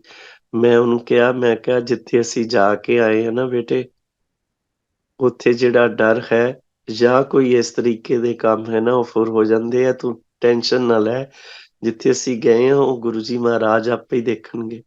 ਸੰਗਤ ਜੀ ਯਕੀਨ ਕਰੋ, ਉਹਦਾ ਗਲਾ ਚਾਹੇ ਖਰਾਬ ਸੀ ਜਾਂ ਹੋ ਵੀ ਕੁਝ ਸਕਦਾ, ਮੈਨੂੰ ਨਹੀਂ ਪਤਾ ਇਸ ਬਾਰੇ, ਤਾਂ ਗੁਰੂ ਜੀ ਹੀ ਜਾਣਦੇ ਆ ਕਿ ਉਹਨਾਂ ਨੇ ਕਿਸ ਤਰੀਕੇ 1:30 ਵਜੇ ਰਾਤ ਨੂੰ ਇੱਕ ਰਿਪੋਰਟ ਆਈ ਜਿਹੜੀ ਉਹ ਬਿਲਕੁਲ ਸਹੀ ਆਈ ਕਿ ਬਿਲਕੁਲ ਫਿੱਟ ਹੈ, ਬਿਲਕੁਲ ਠੀਕ ਹੈ, ਇਹਦਾ ਗਲਾ ਸਭ ਕੁਝ ਠੀਕ। ਉਹ ਆ ਕੇ ਇੱਕਦਮ ਛਾਲਾਂ ਮਾਰ ਕੇ ਮੈਨੂੰ ਕਮਰੇ ਦੇ ਵਿੱਚ ਮਿਲੀ, ਮੇਰੀ ਆਂਟੀ ਨੂੰ ਕਿਹਾ, ਕਹਿੰਦੀ ਦੇਖੋ ਵਾਕਈ ਪਾਪਾ ਦੀ ਗੱਲ ਬਿਲਕੁਲ ਸਹੀ ਨਿਕਲੀ ਕਿ ਮੇਰਾ ਗਲਾ ਖਰਾਬ ਹੋਣ ਦੇ ਬਾਵਜੂਦ ਮੇਰੀ ਰਿਪੋਰਟ ਜਿਹੜੀ ਹੈ ਉਹ ਕਿੰਨੀ ਸਹੀ ਆਈ ਔਰ ਮੈਂ ਕੈਨੇਡਾ ਜਾਣ ਦੇ ਕਾਬਲ ਹੋ ਗਈ। ਮੈਨੂੰ ਇਸ ਗੱਲ ਦੀ ਇੰਨੀ ਖੁਸ਼ੀ ਹੋਈ ਵੀ ਗੁਰੂ ਜੀ ਮਹਾਰਾਜ ਨੇ ਮੇਰੀ ਲਾਜ ਰੱਖ ਲਈ ਕਿ ਮੈਂ ਏਦਾਂ ਕਿਹਾ ਉਦਾਂ ਹੀ ਉਹਨਾਂ ਨੇ ਪੂਰਾ ਕਰ ਦਿੱਤਾ। ਔਰ ਮੇਰੇ ਬੇਟੇ ਕੋਲ ਮੇਰੀ ਜਿਹੜੀ ਨੂੰਹ ਹੈ ਉਹ ਗਈ, ਉਹਨਾਂ ਦੀ ਜੋੜੀ ਸਲਾਮਤ ਰਵੇ, ਗੁਰੂ ਜੀ ਨੇ ਹਰ ਤਰੀਕੇ ਬਲੈਸਿੰਗ ਦਿੱਤੀ ਹੋਈ ਹੈ ਮੇਰੇ ਬੱਚਿਆਂ ਨੂੰ। ਮੈਂ ਬੜਾ ਹੀ ਖੁਸ਼ ਹੁੰਨਾ ਕਿ ਗੁਰੂ ਜੀ ਮੇਰੀ ਕਦੀ ਵੀ ਕੋਈ ਗੱਲ ਟਾਲਦੇ ਨਹੀਂ। ਲੇਕਿਨ ਇਹ ਚੀਜ਼ ਦੇ ਵਿੱਚ ਵੀ ਸਾਡੀ ਥੋੜੀ ਜਿਹੀ ਗੁਰੂ ਜੀ ਦੇ ਨਾਲ ਸੀਗੀ ਇਸ ਤਰ੍ਹਾਂ ਦੀ ਗੱਲਬਾਤ। ਮੈਂ ਅੰਦਰੋਂ ਸਮਝ ਪਾ ਰਿਹਾ ਸੀ ਵੀ ਇਹ ਮੈਨੂੰ ਕਿਉਂ ਇਸ ਤਰ੍ਹਾਂ ਵਾਪਿਸ ਹੀ ਆਉਣਾ ਪਿਆ ਕੰਧ ਦੇ ਕੋਲੋਂ। ਮੈਂ ਕੋਈ ਨਹੀਂ, ਮੈਂ ਕਿਹਾ ਗੁਰੂ ਜੀ ਕੋਈ ਨਹੀਂ, ਤੁਹਾਡਾ ਜਿਹੜਾ ਭਾਣਾ ਉਹ ਬੜਾ ਮਿੱਠਾ ਹੈ ਮੈਨੂੰ, ਮੈਂ ਏਦਾਂ ਹੀ ਵਾਪਸ ਆ ਗਿਆ।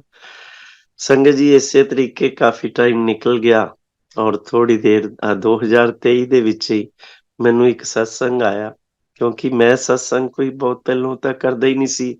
ਮੈਂ ਤਾਂ 10 ਅਪ੍ਰੈਲ ਤੋਂ 2023 ਤੋਂ ਪਹਿਲਾ ਸਤਸੰਗ ਕੀਤਾ ਹੈ। ਪਹਿਲਾ ਸਤਸੰਗ ਕਿਸੇ ਆਂਟੀ ਦੇ ਘਰ ਕੀਤਾ ਸੀ ਉਸ ਤੋਂ ਬਾਅਦ ਗੁਰੂ ਜੀ ਮਹਾਰਾਜ ਨੇ ਮੈਨੂੰ ਐਸਾ ਆਪਣੇ ਪਿਆਰ ਦਿੱਤਾ ਹੈ ਸਤਸੰਗਾਂ ਦਾ ਕਿ ਮੇਰੇ ਤਕਰੀਬਨ ਰੋਜ਼ ਜਾਂ ਹਫ਼ਤੇ ਦੇ ਵਿੱਚ ਕਿਸੇ ਤਰੀਕੇ ਵੀ ਮੈਨੂੰ ਸਤਸੰਗ ਜ਼ਰੂਰ ਮਿਲ ਜਾਂਦਾ। ਮੈਂ ਉਸ ਦਿਨ ਬੜਾ ਹੀ ਖੁਸ਼ ਹੁੰਦਾ ਕਿ ਗੁਰੂ ਜੀ ਮਹਾਰਾਜ ਤੁਸੀਂ ਵਾਕਈ ਮੇਰੇ ਨਾਲ ਨਿਭਾ ਰਹੇ ਹੋ। ਔਰ ਮੈਂ ਇਸੇ ਤਰੀਕੇ ਜਿੱਥੇ ਵੀ ਮੈਨੂੰ ਕੋਈ ਬੁਲਾਉਂਦਾ ਹੈ, ਕਿਸੇ ਵੀ ਸ਼ਹਿਰ 'ਚ, ਕਿਸੇ ਵੀ ਮੁਹੱਲੇ 'ਚ, ਕਿਸੇ ਵੀ ਕਲੋਨੀ 'ਚ ਮੈਂ ਚਲੇ ਜਾਂਦਾ, ਮੈਂ ਕਹਿੰਦਾ ਸ਼ੁਕਰ ਹੈ ਦਾਤਿਆ ਤੁਹਾਡਾ। ਔਰ ਇਸੇ ਤਰੀਕੇ ਮੈਂ ਦਿੱਲੀ ਜਦੋਂ ਸ਼ਰਮਾ ਫੈਮਿਲੀ ਉੱਥੇ ਮੈਨੂੰ ਬੁਲਾਇਆ, ਸਤਸੰਗ ਕਰਵਾਇਆ ਉਹਨਾਂ ਨੇ, ਮੈਂ ਉੱਥੇ ਕਾਫੀ ਸਤਸੰਗ ਕੀਤੇ। ਲੇਕਿਨ ਉਹਨਾਂ ਨੂੰ ਮੈਂ ਇੱਕੋ ਹੀ ਗੱਲ ਕੀਤੀ, ਮੈਂ ਕਿਹਾ ਦੇਖੋ ਜੀ ਮੈਂ ਦਿੱਲੀ ਆਉਣਾ ਜ਼ਰੂਰ ਹੈ, ਮੇਰੀ ਇੱਕ ਗੱਲ ਹੀ ਰਹੇਗੀ ਕਿ ਮੈਂ ਬੜੇ ਮੰਦਿਰ ਮੱਥਾ ਟੇਕ ਕੇ ਆਣਾ। ਮੈਂ ਦੀਵਾਰ ਤੋਂ ਵਾਪਿਸ ਆਇਆ ਸੀ, ਮੈਨੂੰ ਗੁਰੂ ਜੀ ਨੇ ਫੇਰ ਕਹਿੰਦੇ ਕੋਈ ਨਹੀਂ ਜੀ ਚਲੋ ਆਓ ਤੁਹਾਨੂੰ ਅਸੀਂ ਮੱਥਾ ਟਿਕਾ ਕੇ ਲਿਆ। ਸੰਗਤ ਜੀ ਯਕੀਨ ਕਰਿਆ ਜੇ 4:30 ਵਜੇ ਸ਼ਾਨੇ ਪੰਜਾਬ ਜਿਹੜੀ ਹੈ ਉਹ ਜਲੰਧਰ ਦਾ ਟਾਈਮ ਹੁੰਦਾ ਵਾਪਸੀ ਦਾ, ਅਸੀਂ ਉੱਥੇ ਸਤਸੰਗ ਕਰਦੇ ਦੌਰਾਨ ਅਸੀਂ ਕੋਈ 3:30 ਪੌਣੇ 4 ਵਜੇ ਦੇ ਕਰੀਬ ਉੱਥੋਂ ਨਿਕਲੇ। ਅਸੀਂ ਕਿਹਾ ਵੀ ਚਲੋ ਹੁਣ ਅਸੀਂ ਟ੍ਰੈਫਿਕ ਇੰਨਾ ਸੀਗਾ, ਅਸੀਂ ਉੱਥੇ 4 ਵਜੇ ਦੇ ਕਰੀਬ ਪਹੁੰਚ ਸਕੇ ਬੜੇ ਮੰਦਿਰ। 5 ਵਜੇ ਜਿਹੜਾ ਹੈ ਮੰਦਿਰ ਖੁੱਲਣ ਦਾ ਟਾਈਮ ਸੀ। ਤੁਸੀਂ ਦੇਖੋ ਗੁਰੂ ਜੀ ਮਹਾਰਾਜ ਨੇ ਕਿਸ ਤਰ੍ਹਾਂ ਕੜੀ ਜੋੜੀ ਕਿ 4:30 ਵਜੇ ਮੇਰੀ ਗੱਡੀ ਦਾ ਟਾਈਮ, 5 ਵਜੇ ਮੰਦਿਰ ਖੁੱਲਦਾ। ਮੈਂ ਫੇਰ ਮੇਰਾ ਛੋਟਾ ਜਿਹਾ ਮੂੰਹ ਹੋ ਗਿਆ, ਮੈਂ ਕਿਹਾ ਇਹ ਕਿਸ ਤਰ੍ਹਾਂ ਹੋ ਗਿਆ। ਮੈਂ ਉੱਥੋਂ ਚੱਲ ਕੇ ਆਇਆ, ਮੈਂ ਇੱਥੇ 2 ਦਿਨ 3 ਦਿਨ ਰਿਹਾ ਵੀ ਹੈ। ਕਿਉਂ ਰਿਹਾ ਵੀ ਮੇਰੇ ਗੁਰੂ ਜੀ ਮਹਾਰਾਜ ਦਾ ਅੱਜ ਮੰਦਿਰ ਖੁੱਲਣਾ, ਮੈਂ ਸਾਖਸ਼ਾਤ ਦਰਸ਼ਨ ਕੀਤੇ ਹੈ। ਲੇਕਿਨ ਅੱਜ ਮੈਂ ਆਪਣੇ ਬਿਲਕੁਲ ਮੱਥਾ ਟੇਕ ਕੇ ਜਾਣਾ ਮੈਨੂੰ ਅੰਦਰੋਂ ਸੀ। ਔਰ ਹੁਣ ਜਦੋਂ ਮੇਰੇ ਨਾਲ ਉਹ ਸੰਗਤ ਜਿਹੜੀ ਹੈ ਨਾਲ ਗਏ, ਮੈਂ ਉੱਥੇ ਜਦੋਂ ਗਿਆ ਮੈਂ ਕਿਹਾ ਜੀ ਇਸ ਤਰ੍ਹਾਂ ਕਰਕੇ ਮੱਥਾ ਟੇਕਣਾ। ਕਹਿੰਦੇ ਅੰਕਲ ਤੁਸੀਂ ਆ ਇੱਕ ਗੇਟ ਜਿਹੜਾ ਹੈ ਇੱਥੇ ਕਰਕੇ ਅਸੀਂ ਤੁਹਾਡਾ ਮੱਥਾ ਟਿਕਾ ਦਿੰਨੇ, ਤੁਸੀਂ ਜਿੱਥੇ ਗਣੇਸ਼ ਜੀ ਵਿਰਾਜਮਾਨ ਨੇ ਉੱਥੇ ਉਹਨਾਂ ਨੇ ਮੇਰਾ ਮੱਥਾ ਟੇਕਣ ਦੀ ਮੈਨੂੰ ਇਜਾਜ਼ਤ ਦਿੱਤੀ। ਮੈਂ ਮੱਥਾ ਟੇਕਿਆ ਲੇਕਿਨ ਬੜਾ ਗੇਟ ਜਿਹੜਾ ਹੈ ਉਹ ਬੰਦ ਸੀ। ਔਰ ਮੈਂ ਐਜ਼ ਇਟ ਇਜ਼ ਮੈਂ ਫੇਰ ਆਪਣਾ ਛੋਟਾ ਜਿਹਾ ਮੂੰਹ ਲੈ ਕੇ ਆ ਗਿਆ। ਮੈਂ ਕਿਹਾ ਕੋਈ ਨਹੀਂ, ਮੈਂ ਜਿੱਦਾਂ ਹੀ ਬਾਹਰ ਆਇਆ ਤੇ ਸੇਵਾਦਾਰਾਂ ਨੂੰ ਜਿਸ ਤਰ੍ਹਾਂ ਇੱਕ ਦਿਨ ਪਤਾ ਲੱਗ ਗਿਆ ਵੀ ਮੈਂ ਇਸ ਤਰ੍ਹਾਂ ਗੁਰੂ ਜੀ ਦਾ ਟੇਲਰ ਮਾਸਟਰ ਹੈ ਮਨੋਜ ਜੋਤੀ, ਉਹਨਾਂ ਨੇ ਮੈਨੂੰ ਇਸ ਗੱਲੋਂ ਕਿਹਾ, ਕਹਿੰਦੇ ਅੰਕਲ ਸਾਨੂੰ ਸੁਣਾਓ ਸਤਸੰਗ ਤੁਹਾਡਾ ਕਿਸ ਤਰ੍ਹਾਂ ਹੈ।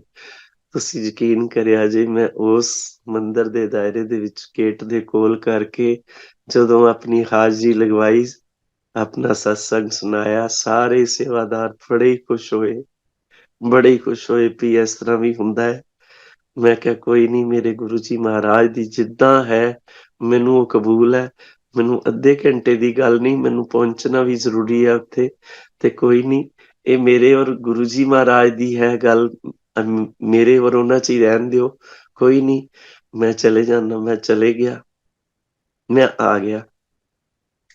ਸੰਗਤ ਜੀ ਜਦੋਂ ਕਿਸੇ ਸੱਚੇ ਮਨ ਦੇ ਨਾਲ ਅਸੀਂ ਆਪਣੇ ਪ੍ਰਮਾਤਮਾ ਨੂੰ ਯਾਦ ਕਰਦੇ ਹਾਂ ਨਾ, ਪ੍ਰਮਾਤਮਾ ਉਸੇ ਤਰੀਕੇ ਉਹਦਾ ਰਿਟਰਨ ਦਿੰਦਾ ਹੈ, ਉਸੇ ਤਰੀਕੇ ਉਹਦੀ ਆਵਾਜ਼ ਸੁਣ ਲੈਂਦਾ ਹੈ। ਮੇਰੇ ਦਿਲ 'ਚ ਚਾਹ ਸੀ ਕਿ ਮੈਨੂੰ 2 ਵਾਰੀ ਇਸ ਤਰ੍ਹਾਂ ਗੁਰੂ ਜੀ ਨੇ ਵਾਪਸ ਭੇਜਿਆ, ਮੈਨੂੰ ਕੋਈ ਸਤਸੰਗ ਆ ਜਾਏ, ਮੈਂ ਜ਼ਰੂਰ ਜਾਣਾ ਹੈ ਔਰ ਮੈਂ ਮੱਥਾ ਟੇਕ ਕੇ ਆਣਾ। ਮੈਂ ਡੁਗਰੀ ਜ਼ਰੂਰ ਜਾਣਾ, ਠੀਕ ਹੈ, ਮੈਨੂੰ ਬਹੁਤ ਚੰਗਾ ਲੱਗਦਾ, ਪਰ ਮੈਂ ਬੜੇ ਮੰਦਿਰ ਵੀ ਜਾਣਾ ਜ਼ਰੂਰ ਹੈ। ਸਾਰੇ ਤਾਂ ਜਿੰਨੇ ਵੀ ਮੈਨੂੰ ਕੋਈ ਮਿਲਦੇ ਆ ਸਤਸੰਗੀ, ਉਹ ਸਾਰੇ ਹੀ ਕਹਿੰਦੇ ਅਸੀਂ ਵੀ ਜਾਏ, ਅਸੀਂ ਜਾਏ। ਮੈਂ ਇੱਕ ਐਸਾ ਜਿਹੜਾ ਹੈ ਰਹਿ ਗਿਆ ਕਿ ਮੈਂ ਨਹੀਂ ਜਾਂਦਾ ਪਿਆ ਜਾਂ ਮੈਨੂੰ ਬੁਲਾਉਂਦੇ ਨਹੀਂ ਗੁਰੂ ਜੀ। ਮੈਂ ਅੰਦਰੋਂ ਕਾਮਨਾ ਕੀਤੀ ਗੁਰੂ ਜੀ ਮਹਾਰਾਜ ਮੈਨੂੰ ਕਿਸੇ ਨਾ ਕਿਸੇ ਤਰੀਕੇ ਉੱਤੇ ਬੁਲਾਓ, ਕਿਉਂਕਿ ਗੁਰੂ ਜੀ ਮੇਰੇ ਕੋਲੋਂ ਗੱਡੀ ਉੱਥੇ ਡਰਾਈਵ ਨਹੀਂ ਹੋਣੀ, ਇੰਨਾ ਰਸ਼ ਹੁੰਦਾ ਕਿ ਮੇਰੇ ਕੋਲੋਂ ਇਹ ਚੀਜ਼ ਨਹੀਂ ਹੋ ਸਕਦੀ। ਗੱਡੀਆਂ 'ਚ ਮੈਂ ਇਸ ਤਰੀਕੇ ਜਾ ਸਕਦਾ, ਲੇਕਿਨ ਮੈਨੂੰ ਕੋਈ ਜ਼ਰੀਆ ਮਿਲੇ। ਔਰ ਗੁਰੂ ਜੀ ਮਹਾਰਾਜ ਨੇ ਮੇਰੀ ਇੰਨੀ ਨੇੜੇ ਹੋ ਕੇ ਸੁਣੀ ਕਿ ਉੱਥੋਂ ਇੱਕ ਫਰੀਦਾਬਾਦ ਤੋਂ ਇੱਕ ਆਗਿਆ ਬਿਟਿਆ ਹੈ, ਉਹਦਾ ਬਰਥਡੇ ਸੀ। ਉਹਨਾਂ ਦੇ ਪੇਰੈਂਟਸ ਨੇ ਮੈਨੂੰ ਕਿਹਾ ਵੀ ਅੰਕਲ ਤੁਸੀਂ ਇੱਥੇ ਸਾਡੇ ਸਤਸੰਗ ਕਰਨ ਆਓ, ਬਹੁਤ ਹੀ ਸੰਗਤ ਜਿਹੜਾ ਹੈ ਤੁਹਾਨੂੰ ਸੁਣਨਾ ਚਾਹੁੰਦੀ ਹੈ। ਮੈਂ ਕਿਹਾ ਸ਼ੁਕਰ ਹੈ ਦਾਤਿਆ, ਇਹ ਤਾਂ ਮੇਰੇ ਬਿਲਕੁਲ ਤੁਸੀਂ ਇਸ ਤਰੀਕੇ ਜਿੱਦਾਂ ਵੀ ਮਨ ਦੀ ਗੱਲ ਕੀਤੀ। ਮੈਂ ਕਿਹਾ ਆਂਟੀ ਜੀ ਮੈਂ ਜ਼ਰੂਰ ਆਵਾਂਗਾ। ਮੈਂ ਚਲੇ ਗਿਆ, ਉੱਥੇ ਮੈਂ 2-3 ਦਿਨ ਰਿਹਾ, ਇਸੇ ਕਰਕੇ ਰਿਹਾ ਕਿ ਹਾਂ ਮੇਰਾ ਇੱਥੇ ਜਿਹੜਾ ਆਉਣਾ ਸਫਲ ਹੋ ਜਾਵੇ। ਔਰ ਤੁਸੀਂ ਹੁਣ ਸੁਣੋ ਸਤਸੰਗ ਦਾ ਇਸ ਜਿਹੜਾ ਪਾਠ ਮੈਂ ਤੁਹਾਨੂੰ ਸੁਣਾਉਣ ਜਾ ਰਿਹਾ, ਕਿੰਨਾ ਵਧੀਆ ਪਾਠ ਹੈ ਕਿ ਮੈਨੂੰ ਆਪ ਨੂੰ ਬੜਾ ਅੱਛਾ ਲੱਗਦਾ ਹੈ ਕਿ ਹਾਂ ਮੈਂ ਜਦੋਂ ਵੀ ਸੁਣਾਉਣਾ ਮੈਨੂੰ ਇੰਨਾ ਪਿਆਰਾ ਲੱਗਦਾ ਹੈ ਗੁਰੂ ਜੀ ਦਾ ਇਹ ਜਿਹੜਾ ਮੇਰੇ ਨਾਲ ਮਿਲਨ ਹੈ ਕਿੱਦਾਂ ਹੋਇਆ ਕਿ ਮੈਂ, ਮੇਰੀ ਆਂਟੀ ਔਰ ਉੱਥੇ ਦੀ ਸੰਗਤ ਜਿਹੜੀ ਹੈ ਮੇਰੇ ਨਾਲ ਗਏ, ਔਰ ਅਸੀਂ ਉੱਥੇ ਜਦੋਂ ਗਏ ਤਾਂ ਇੱਕ ਸੇਵਾਦਾਰ ਨੇ ਮੈਨੂੰ ਉੱਥੇ ਪਛਾਣ ਲਿਆ, ਡੁਗਰੀ ਸੇਵਾਦਾਰ ਮੇਰੇ ਨਾਲ, ਮੈਨੂੰ ਵੀ ਗੁਰੂ ਜੀ ਮਹਾਰਾਜ ਨੇ ਸੇਵਾ ਬਖਸ਼ੀ ਹੈ। ਮੈਂ ਉੱਥੇ ਜਲ ਪ੍ਰਸਾਦ ਦੀ ਸੇਵਾ ਕਰਦਾ, ਮੈਨੂੰ ਬਹੁਤ ਚੰਗਾ ਲੱਗਦਾ ਹੈ ਕਿ ਮੇਰੇ ਦਾਤੇ ਨੇ ਮੈਨੂੰ ਕਿਸੇ ਨਾ ਕਿਸੇ ਤਰੀਕੇ ਦੀ ਸੇਵਾ ਬਖਸ਼ੀ ਹੈ ਔਰ ਮੈਨੂੰ ਬਖਸ਼ੀ ਰੱਖਣ ਇਸੇ ਤਰੀਕੇ ਆਪਣੇ ਚਰਨਾਂ ਨਾਲ ਲਾਈ ਰੱਖਣ। ਮੈਂ ਜਿਸ ਤਰ੍ਹਾਂ ਹੀ ਉੱਥੇ ਗਿਆ ਉਹ ਮੈਨੂੰ ਪਛਾਣ ਲਿਆ, ਉਹ ਕਹਿੰਦੇ ਆ ਜਾਓ ਅੰਕਲ। ਉਹਨਾਂ ਨੇ ਮੈਨੂੰ ਸਾਰੇ ਹੀ ਅੰਦਰ ਲਿਜਾ ਕੇ ਇਸ ਤਰ੍ਹਾਂ ਦਿਖਾਇਆ ਗੁਰੂ ਜੀ ਮਹਾਰਾਜ ਦੀਆਂ। ਮੈਂ ਇੰਨਾ ਖੁਸ਼ ਹੋਇਆ ਕਿ ਮੇਰੇ ਖਿਆਲ ਹੈ ਕਿ ਮੈਂ ਬਹੁਤ ਹੀ ਜ਼ਿਆਦਾ ਇਸ ਗੱਲੋਂ ਖੁਸ਼ ਸੀ ਵੀ ਮੇਰਾ ਆਣਾ ਸਫਲ ਹੋਈ ਜਾ ਰਿਹਾ। ਮੈਂ ਜਿੱਧਰਲੇ ਪਾਸੇ ਨੂੰ ਘੁੰਮਦਾ ਸੀ ਮੈਨੂੰ ਗੁਰੂ ਜੀ ਦਿਸਦੇ ਸੀ। ਮੈਨੂੰ ਬੜਾ ਹੀ ਪਿਆਰਾ ਲੱਗ ਰਿਹਾ ਸੀ, ਰਾਤ ਦਾ ਮਾਹੌਲ ਸੀ ਔਰ ਬਹੁਤ ਫੁਹਾਰੇ ਚੱਲ ਰਹੇ, ਸ਼ਿਵ ਭੋਲੇਨਾਥ ਇਸ ਤਰ੍ਹਾਂ ਖੁਸ਼ੀ ਦੇ ਵਿੱਚ ਬੈਠੇ ਹੋਏ ਸੀਗੇ। ਮੈਨੂੰ ਬਹੁਤ ਹੀ ਚੰਗਾ ਲੱਗ ਰਿਹਾ। ਮੈਂ ਜਿੱਦਾਂ ਹੀ ਅੱਗੇ ਜਾਈ ਜਾ ਰਿਹਾ ਸੀ, ਉਹਨਾਂ ਨੇ ਮੈਨੂੰ ਦਰਬਾਰ ਦੇ ਕੋਲ ਮਾਰ ਕਰਕੇ ਇਸ ਤਰ੍ਹਾਂ ਬਿਠਾ ਦਿੱਤਾ, ਕਹਿੰਦੇ ਬੈਠ ਜਾਓ ਅੰਕਲ। ਮੈਂ ਬੈਠ ਗਿਆ। ਉੱਥੇ ਸ਼ਬਦ ਚੱਲ ਰਹੇ ਸੀ, ਇੰਨੇ ਮਿੱਠੇ ਸ਼ਬਦ, ਇੰਨੇ ਵਧੀਆ, ਮੇਰਾ ਉੱਠਣ ਨੂੰ ਜੀ ਨਾ ਕਰੇ, ਲੇਕਿਨ ਜਿੱਦਾਂ ਟਰਨ ਵਾਈਜ਼ ਤਾਂ ਜਾਣਾ ਹੀ ਸੀ, ਮੈਂ ਉੱਠਿਆ। ਜਿੱਦਾਂ ਹੀ ਅੱਗੇ ਗਿਆ, ਜਦੋਂ ਦਰਬਾਰ ਦੇ ਵਿੱਚ ਮੈਂ ਆਇਆ, ਸੰਗਤ ਜੀ, ਉਹ ਜਿਹੜਾ ਟਾਈਮ ਹੈ ਮੇਰੇ ਲਈ ਗੋਲਡਨ ਟਾਈਮ ਸੀ। ਮੈਂ ਇਸ ਤਰ੍ਹਾਂ ਹੀ ਗੁਰੂ ਜੀ ਵੱਲ ਦੇਖਿਆ, ਗੁਰੂ ਜੀ ਮੇਰੇ ਵੱਲ ਦੇਖ ਰਹੇ ਸੀ। ਅਸੀਂ ਇਸ ਤਰ੍ਹਾਂ ਸਮਝਦੇ ਸੀ ਵੀ ਹਾਂ ਅਸੀਂ ਇੱਕ ਦੂਸਰੇ ਨੂੰ ਦੇਖੋ ਕਿੰਨੇ ਸਾਲਾਂ ਬਾਅਦ ਮਿਲੇ।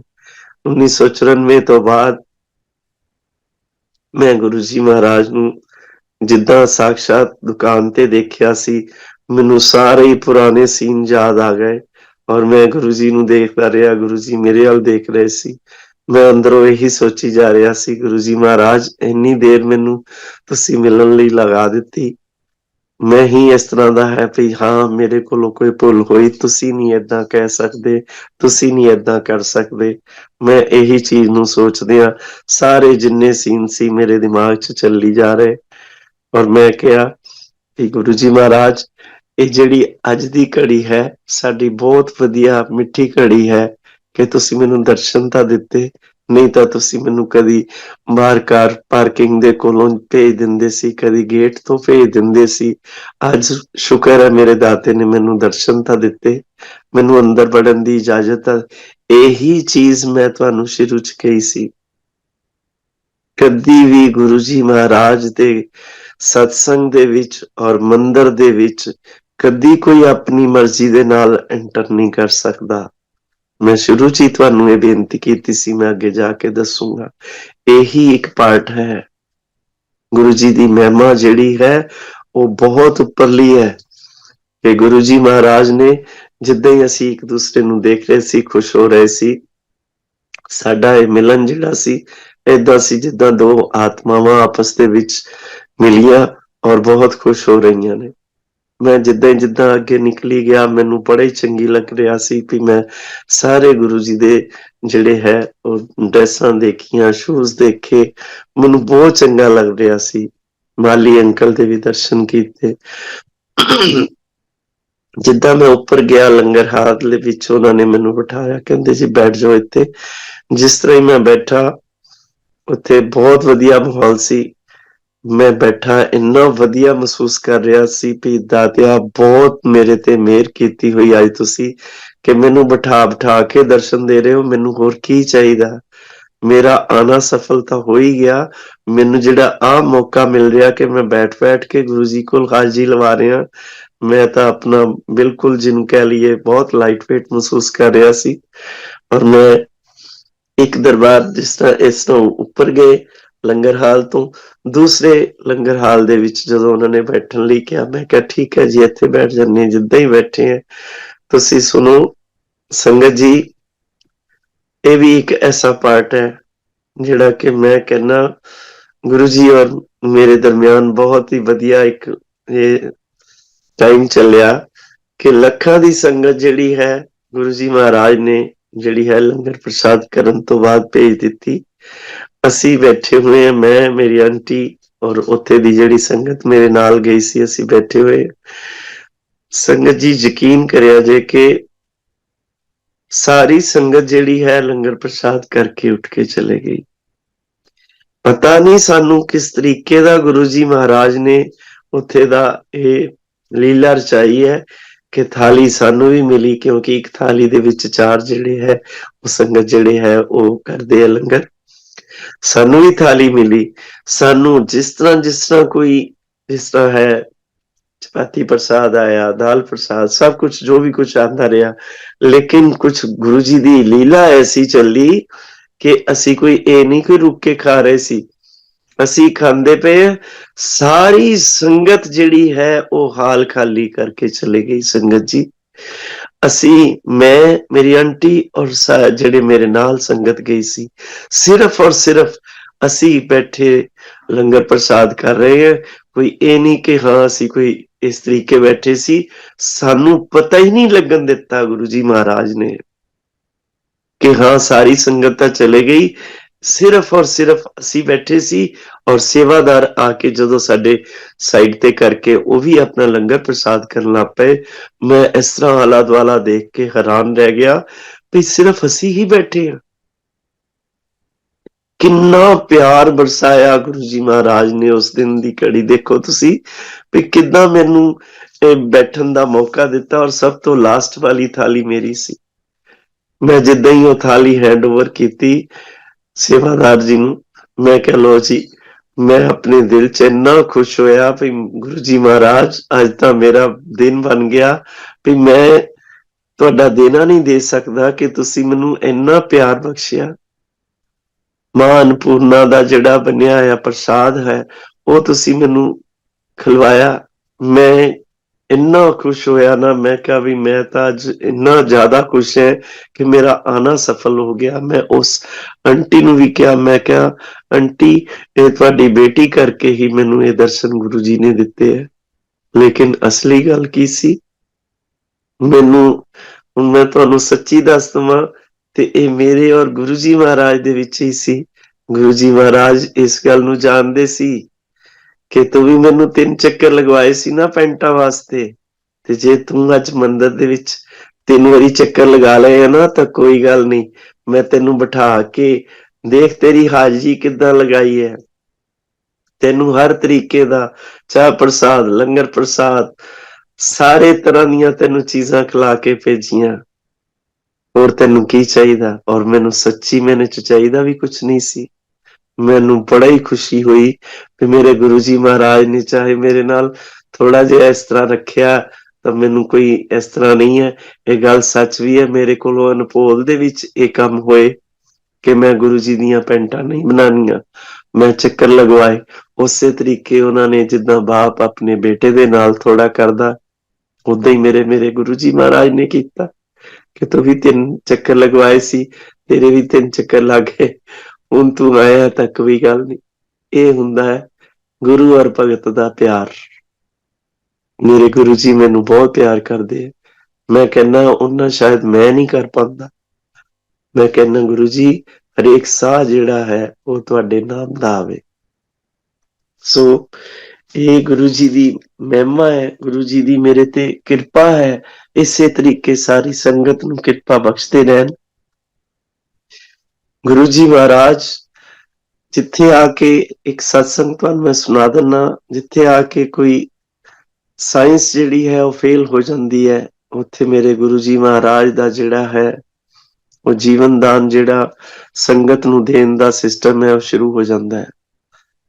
ਸੰਗਤ ਜੀ ਦੇਖੋ ਕਿੱਦਾਂ ਮੈਂ ਤੁਹਾਨੂੰ ਹੁਣੀ ਪਹਿਲੋਂ ਸਤਸੰਗ ਸੁਣਾਇਆ ਕਿ ਕਿੱਦਾਂ ਨਿਮਾਣੇ ਦੀ ਲਾਜ ਰੱਖਦੇ ਆ ਗੁਰੂ ਜੀ ਮਹਾਰਾਜ, ਆਪਣੇ ਭਗਤਾਂ ਦੀ ਕਿੱਦਾਂ ਸੁਣਦੇ ਨੇ ਕਿ ਮੇਰੀ ਨੂੰਹ ਨੂੰ ਇੱਕਦਮ ਇਸ ਤਰੀਕੇ ਉਹਨਾਂ ਨੇ ਉੱਥੇ ਭਿਜਵਾਉਣ ਦਾ ਕੰਮ ਕੀਤਾ। ਉਸ ਤੋਂ ਬਾਅਦ ਤੁਸੀਂ ਸੁਣੋ ਪਿਆ ਫਰਵਰੀ ਦੇ ਵਿੱਚ ਹੀ 2023 ਦੀ ਗੱਲ ਹੈ ਕਿ ਮੈਂ ਆਪਣੇ ਘਰ ਬੈਠਾ ਆਇਆ ਸੀ ਤਾਂ ਮੈਨੂੰ ਮੇਰੇ ਭਤੀਜੇ ਦਾ ਫੋਨ ਆਇਆ ਫਗਵਾੜਿਓਂ ਕਿ ਚਾਚਾ ਜੀ ਕੰਨੂ ਜਿਹੜਾ ਹੈ ਸਾਡੇ ਜਿਹੜਾ ਭਤੀਜੇ ਦਾ ਬੇਟਾ ਹੈ ਉਹਦਾ ਐਕਸੀਡੈਂਟ ਹੋ ਗਿਆ ਫਗਵਾੜੇ ਬੜਾ ਮੇਜਰ ਔਰ ਉਹ ਜਲੰਧਰ ਐਂਬੂਲੈਂਸ ਲੈ ਕੇ ਆ ਰਹੇ ਨੇ ਔਰ ਤੁਸੀਂ ਉਹਨਾਂ ਨੂੰ ਜਾ ਕੇ ਜਲਦੀ ਦੇਖੋ। ਮੈਂ ਸੰਗਤ ਜੀ ਇੱਥੋਂ ਦੌੜ ਕੇ ਗਿਆ ਜਦੋਂ ਜੋਸ਼ੀ ਹਸਪੀਟਲ ਇੱਥੇ ਜਲੰਧਰ ਹੈ ਢੇਲ ਚੌਂਕ ਦੇ ਕੋਲ। ਜਿੱਦਾਂ ਹੀ ਮੈਂ ਐਂਬੂਲੈਂਸ ਦੇ ਵਿੱਚ ਉਹ ਦੋਨੇ ਬੱਚਿਆਂ ਨੂੰ ਦੇਖਿਆ, ਇੱਕ ਉਹਦਾ ਦੋਸਤ ਸੀਗਾ ਕੈਨੇਡਾ ਤੋਂ ਆਇਆ ਹੈ ਸੀਗਾ ਔਰ ਇੱਕ ਮੇਰੇ ਭਤੀਜੇ ਦਾ ਬੇਟਾ ਸੀ, ਮੇਰਾ ਪੋਤਾ ਹੀ ਹੋਇਆ। ਮੈਂ ਜਿੱਦਾਂ ਹੀ ਦੇਖਿਆ ਮੈਂ ਸੱਚੀ ਮੈਨੇ ਤੇ ਵਿੱਚ ਮੋਇਆ ਜਿਹਾ ਹੋ ਗਿਆ। ਮੈਂ ਕਿਹਾ ਵੀ ਇਹ ਕਿਸ ਤਰ੍ਹਾਂ ਦਾ ਸੀਨ ਗੁਰੂ ਜੀ ਮੇਰੇ ਸਾਹਮਣੇ ਲਿਆਂਦਾ ਤੁਸੀਂ। ਬਿਲਕੁਲ ਫੱਟੜ ਹੋਏ ਬੁਰੇ ਤਰੀਕੇ ਕਿਸੇ ਦੇ, ਜਿਸ ਤਰ੍ਹਾਂ ਉਹਦੀ ਲੱਤ ਜਿਹੜੀ ਹੈ ਇਸ ਤਰ੍ਹਾਂ ਟੁੱਟੀ ਹੋਈ, ਦੂਸਰੇ ਦੀ ਵੀ ਟੁੱਟੀ ਹੋਈ, ਮੂੰਹ ਦੇ ਇੰਨੇ ਮੈਂ ਤੁਹਾਨੂੰ ਉਹ ਸੀਨ ਨਹੀਂ ਦੱਸ ਸਕਦਾ। ਇਸ ਤਰ੍ਹਾਂ ਦਾ ਕੁਛ ਮੈਂ ਦੇਖ ਕੇ ਨਿਡਾਲ ਹੋ ਗਿਆ। ਮੈਂ ਕਿਹਾ ਦਵਾ ਦਵ ਅੰਦਰ ਜਦੋਂ ਅਸੀਂ ਲੈ ਕੇ ਗਏ, ਡਾਕਟਰਾਂ ਦੀ ਸਾਰੀ ਟੀਮ ਜਿਹੜੀ ਹੈ ਐਮਰਜੈਂਸੀ ਦੇ ਵਿੱਚ ਉਹਨਾਂ ਨੂੰ ਲੈ ਗਏ ਔਰ ਕਹਿੰਦੇ ਜੀ ਬਹੁਤ ਹੀ ਮੇਜਰ ਐਕਸੀਡੈਂਟ ਹੈ ਇਹਨਾਂ ਦਾ, 72 ਘੰਟੇ ਦਾ ਅਸੀਂ ਤੁਹਾਨੂੰ ਟਾਈਮ ਦਿੰਨੇ। ਉਹਨਾਂ ਨੇ ਟ੍ਰੀਟਮੈਂਟ ਸ਼ੁਰੂ ਕਰ ਦਿੱਤੇ, ਕਹਿੰਦੇ ਜੇ 72 ਘੰਟਿਆਂ 'ਚ ਇਹਨਾਂ ਨੇ ਰਿਕਵਰੀ ਕਰ ਲਈ ਸੋ ਵੈਲ ਐਂਡ ਗੁੱਡ, ਨਹੀਂ ਤਾਂ ਸਾਨੂੰ ਬਹੁਤ ਮੇਜਰ ਜਿਹੜੇ ਹੈ ਆਪਰੇਸ਼ਨ ਕਰਨੇ ਪੈਣਗੇ ਦੋਨਾਂ ਬੱਚਿਆਂ ਦੇ, ਕਿਉਂਕਿ ਇਹਨਾਂ ਦੇ ਚੈਸਟ ਦੇ ਵਿੱਚ ਇੰਜਰੀਜ਼ ਹੋਈਆਂ ਨੇ, ਇਹਨਾਂ ਨੂੰ ਸਾਹ ਲੈਣ ਦੀ ਬੜੀ ਪ੍ਰੋਬਲਮ ਆ ਰਹੀ, ਆਕਸੀਜਨ ਲੱਗੀ ਹੋਈ ਸੀ। ਉਹਨਾਂ ਨੇ ਜਿਸ ਤਰ੍ਹਾਂ ਹੀ ਇਹ ਚੀਜ਼ਾਂ ਸਾਰੀਆਂ ਸ਼ੁਰੂ ਕੀਤੀਆਂ, ਮੈਂ ਥੋੜਾ ਜਿਹਾ ਘਰ ਆ ਕੇ ਆਰਾਮ ਕਰਨ ਦੀ ਗੱਲ ਰੱਖੀ ਕਿਉਂਕਿ ਕਾਫੀ ਠੰਡ ਸੀ। ਮੈਂ ਆ ਗਿਆ ਜਦੋਂ ਘਰ ਤਾਂ ਥੋੜੀ ਦੇਰ ਬਾਅਦ ਹੀ ਫੇਰ ਫੋਨ ਆ ਗਿਆ ਕਿ ਚਾਚਾ ਜੀ ਜਲਦੀ ਆ ਜਾਓ, ਉਹਨਾਂ ਦੀ ਤਬੀਅਤ ਬਹੁਤ ਜ਼ਿਆਦਾ ਖਰਾਬ ਹੋ ਗਈ ਹੈ। ਮੈਂ ਕਿਹਾ ਉਸੇ ਵੇਲੇ ਮੈਂ ਆਪਣੀ ਆਂਟੀ ਨੂੰ ਕਿਹਾ, ਮੈਂ ਕਿਹਾ ਚਲੋ ਕੋਈ ਗੱਲ ਨਹੀਂ, ਸਾਡੇ ਨਾਲ ਤਾਂ ਸਾਡੇ ਗੁਰੂ ਜੀ ਮਹਾਰਾਜ ਨੇ। ਮੈਂ ਇਹਨੂੰ ਕਿਹਾ ਆਪਣੀ ਆਂਟੀ ਨੂੰ ਕਿ ਤੂੰ ਆਪਣਾ ਜਲ ਪ੍ਰਸਾਦ ਕੱਢ ਔਰ ਇੱਕ ਗੁਰੂ ਜੀ ਦਾ ਬਲੈਸ ਜਿਹੜਾ ਹੈ ਉਹ ਮੇਰੇ ਪਾਸ ਲੋਕੇਟ ਸੀ, ਮੈਂ ਉਹ ਲੈ ਕੇ ਜਦੋਂ ਅਸੀਂ ਚਲੇ ਗਏ ਮੈਂ ਡਾਕਟਰ ਨੂੰ ਕਿਹਾ, ਮੈਂ ਕਿਹਾ ਡਾਕਟਰ ਸਾਹਿਬ ਸਾਨੂੰ ਥੋੜਾ ਜਿਹਾ ਇਹ ਜਲ ਪ੍ਰਸਾਦ ਜਿਹੜਾ ਹੈ ਇਹ ਦੋਨਾਂ ਬੱਚਿਆਂ ਦੇ ਮੂੰਹ ਦੇ ਵਿੱਚ ਪਾਣਾ ਹੈ ਜਿਹਦੇ ਨਾਲ ਕਿ ਇਹ ਠੀਕ ਹੋ ਜਾਣਗੇ। ਉਹ ਕਹਿੰਦੇ ਨਹੀਂ ਜੀ ਅਸੀਂ ਕਿਸੇ ਤਰੀਕੇ ਦਾ ਕੋਈ ਲਿਕਵਿਡ ਇਹਨਾਂ ਦੋਨਾਂ ਬੱਚਿਆਂ ਨੂੰ ਨਹੀਂ ਦੇ ਸਕਦੇ ਕਿਉਂਕਿ ਕੋਈ ਲਿਕਵਿਡ ਜਾਂ ਪਾਣੀ ਅਸੀਂ, ਮੈਂ ਕਿਹਾ ਨਹੀਂ ਇਹ ਪਾਣੀ ਨਹੀਂ, ਇਹ ਲਿਕਵਿਡ ਨਹੀਂ ਹੈ, ਇਹ ਅੰਮ੍ਰਿਤ ਹੈ, ਇਹ ਸਾਡੇ ਗੁਰੂ ਜੀ ਮਹਾਰਾਜ ਦਾ ਇੱਕ ਰਾਮਬਾਣ ਹੈ ਜਿਹੜਾ ਕਿ ਜਿਹੜੇ ਮਰ ਜਾਂਦੇ ਆ ਨਾ ਬੰਦੇ ਉਹਨਾਂ ਨੂੰ ਵੀ ਖੜੇ ਕਰ ਦਿੰਦਾ। ਤੁਸੀਂ ਇਹ ਸਾਡੇ ਕਹਿਣ ਤੇ ਥੋੜਾ ਜਿਹਾ, ਮੈਂ ਜਿੱਦਾਂ ਹੀ ਉਹਨਾਂ ਨੂੰ ਰਿਕੁਐਸਟ ਕੀਤੀ ਕਹਿੰਦੇ ਚਲੋ ਕੋਈ ਨਹੀਂ, ਅਸੀਂ ਉਹਨਾਂ ਦੇ ਬੁੱਲਾਂ ਤੇ ਥੋੜਾ ਜਿਸ ਤਰ੍ਹਾਂ ਵੀ ਹੈ ਜਲ ਪ੍ਰਸਾਦ ਲਗਾਇਆ ਔਰ ਲੋਕੇਟ ਜਿਹੜਾ ਹੈ ਮੈਂ ਆਪਣੇ ਪੋਤੇ ਦੇ ਉਹ ਬੰਨ ਦਿੱਤਾ ਬੈੱਡ ਤੇ ਔਰ ਮੈਂ ਕਿਹਾ ਠੀਕ ਹੈ ਅਸੀਂ ਬਾਹਰ ਬੈਠ ਜਾਂਦੇ। ਅਸੀਂ ਬਾਹਰ ਬੈਠੇ ਮੰਤਰ ਜਾਪ ਕਰਦੇ ਰਹੇ। ਤੁਸੀਂ ਯਕੀਨ ਕਰਿਆ ਜੇ ਕਿ ਸਵੇਰ ਦਾ ਟਾਈਮ ਹੋ ਗਿਆ, ਸਵੇਰ ਚੜ੍ਹਨ ਵਾਲੀ ਸੀ, ਜੋ ਅਸੀਂ ਅੰਦਰੋਂ ਫਰਿਆਦ ਕਰ ਰਹੇ ਸੀ ਗੁਰੂ ਜੀ ਮਹਾਰਾਜ ਦੇ ਕੋਲ, ਉਹ ਫਰਿਆਦ ਮੇਰੇ ਗੁਰੂ ਜੀ ਮਹਾਰਾਜ ਨੇ ਸੁਣ ਲਈ ਔਰ ਬੱਚੇ ਜਿਹੜੇ ਦੋਨੇ ਹੀ ਹੈ ਉਹ ਰਿਕਵਰੀ ਕਰਨੀ ਸ਼ੁਰੂ ਕਰ ਲਈ। ਉਹਨਾਂ ਨੇ, ਡਾਕਟਰ ਨੇ ਮੈਨੂੰ ਕਿਹਾ ਭਈ ਤੁਹਾਡੀ ਸ਼ਰਧਾ ਬਹੁਤ ਕਮਾਲ ਦੀ ਹੈ ਵੀ ਤੁਸੀਂ ਇੰਨਾ ਗੁਰੂ ਜੀ ਨੂੰ। ਮੈਂ ਕਿਹਾ ਹਾਂਜੀ ਮੇਰੇ ਗੁਰੂ ਜੀ ਮਹਾਰਾਜ ਤਾਂ ਜਿਹੜੇ ਯਮਰਾਜ ਤੋਂ ਵੀ ਖਿੱਚ ਲਿਆਂਦੇ ਆ ਬੰਦੇ ਆਪਣੇ ਭਗਤਾਂ ਨੂੰ, ਤੁਸੀਂ ਕਿਹੜੀ ਗੱਲ ਕਰਦੇ ਹੋ। ਬੜੇ ਖੁਸ਼ ਹੋਏ, ਕਹਿੰਦੇ ਨਹੀਂ ਹੁਣ ਇਹ ਬੱਚਿਆਂ ਦੀ ਰਿਕਵਰੀ ਸ਼ੁਰੂ ਹੋ ਗਈ ਹੈ, ਇਹ ਛੇਤੀ ਠੀਕ ਹੋ ਜਾਣਗੇ।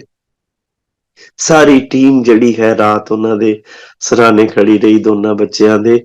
ਜਿੱਦਾਂ ਹੀ ਉਹਨਾਂ ਨੇ ਰਿਕਵਰੀ ਕੀਤੀ ਅਸੀਂ ਕਿਹਾ ਸ਼ੁਕਰ ਹੈ ਗੁਰੂ ਜੀ ਮਹਾਰਾਜ ਤੁਸੀਂ ਸਾਡੀ ਲਾਜ ਰੱਖ ਲਈ, ਕਿਉਂਕਿ ਮੈਂ ਸਾਰੇ ਆਪਣੇ ਰਿਸ਼ਤੇਦਾਰਾਂ ਚ ਕਿਹਾ ਸੀ ਕਿ ਮੇਰੇ ਗੁਰੂ ਜੀ ਮਹਾਰਾਜ ਬਚਾਣਗੇ। ਇਹ ਡਾਕਟਰਾਂ ਦੀ ਆਪਣੀ ਜਗ੍ਹਾ ਹੈ ਗੱਲ, ਲੇਕਿਨ ਗੁਰੂ ਜੀ ਮਹਾਰਾਜ ਔਰ ਮੇਰੇ ਗੁਰੂ ਜੀ ਮਹਾਰਾਜ ਨੇ ਮੇਰੀ ਲਾਜ ਰੱਖੀ। ਉਹ ਬੱਚੇ ਥੋੜੇ ਦਿਨਾਂ ਵਿੱਚ ਹੀ ਠੀਕ ਹੋ ਕੇ ਇੱਥੋਂ ਜਲੰਧਰੋਂ ਜਦੋਂ ਫਗਵਾੜੇ ਚਲੇ ਗਏ, ਮੈਂ ਗੁਰੂ ਜੀ ਦਾ ਬਹੁਤ ਅੰਦਰੋਂ ਧੰਨਵਾਦ ਕੀਤਾ ਕਿ ਗੁਰੂ ਜੀ ਮਹਾਰਾਜ ਤੁਸੀਂ ਵਾਕਈ ਬਿਲਕੁਲ ਕੋਲ ਹੋ ਕੇ ਸੁਣਦੇ ਹੋ। ਔਰ ਥੋੜੇ ਦਿਨਾਂ ਬਾਅਦ ਹੀ ਤੁਸੀਂ ਦੇਖੋ ਗੁਰੂ ਜੀ ਮਹਾਰਾਜ ਦੀ ਲੀਲਾ, ਥੋੜੇ ਦਿਨਾਂ ਬਾਅਦ ਹੀ ਐਸਾ ਉਹਨੂੰ ਠੀਕ ਕੀਤਾ ਗੁਰੂ ਜੀ ਮਹਾਰਾਜ ਨੇ, ਐਸੀ ਬਲੈਸਿੰਗ ਦਿੱਤੀ ਉਸ ਬੱਚੇ ਨੂੰ ਕਿ ਉਹ ਜਿਮ ਤੱਕ ਜੁਆਇਨ ਕਰਨ ਚਲੇ ਗਿਆ। ਮੀਨਸ ਵੀ ਉਹਦੀ ਟੁੱਟੀ ਹੋਈ ਜਿਹੜੀ ਲੱਤ ਹੈ ਉਹ ਗੁਰੂ ਜੀ ਨੇ ਇੰਨੀ ਜ਼ਿਆਦਾ ਉਹਦੇ ਚ ਪਾਵਰ ਦੇ ਦਿੱਤੀ ਕਿ ਉਹ ਜਿਮ ਜੁਆਇਨ ਕਰਨ ਲੱਗ ਪਏ ਬੱਚੇ ਦੋਨੇ। ਔਰ ਥੋੜੇ ਦਿਨਾਂ ਬਾਅਦ ਹੀ ਇੱਕ ਤਾਂ ਕੈਨੇਡਾ ਚਲੇ ਗਿਆ ਜਿਹੜਾ ਦੋਸਤ ਸੀ, ਜਿਹੜਾ ਮੇਰਾ ਪੋਤਾ ਹੈ। ਤੁਸੀਂ ਦੇਖੋ, ਉਹਨੇ ਇਨਸਿਸਟ ਕੀਤਾ, ਚਲੋ ਬੱਚੇ ਲਾਡਲੇ, ਕੱਲਾ ਕੱਲਾ ਉਹ ਹੈ ਪੋਤਾ ਮੇਰਾ, ਤੇ ਉਹਨੇ ਜਿੱਦ ਕੀਤੀ ਕਿ ਮੈਂ ਥਾਰ ਗੱਡੀ ਲੈਣੀ। ਉਹ ਥਾਰ ਗੱਡੀ ਜਿਹੜੀ ਹੈ ਉਹ ਡਰਾਈਵ ਕਰਕੇ ਜਲੰਧਰ ਆਇਆ।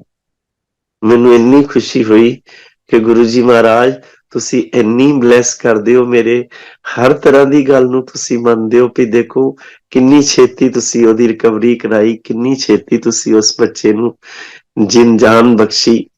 ਏਦਾਂ ਮੇਰੇ ਗੁਰੂ ਜੀ ਮਹਾਰਾਜ ਮੇਰੀ ਹਰ ਗੱਲ ਨੂੰ ਨੇੜੇ ਹੋ ਕੇ ਸੁਣਦੇ ਹੈ।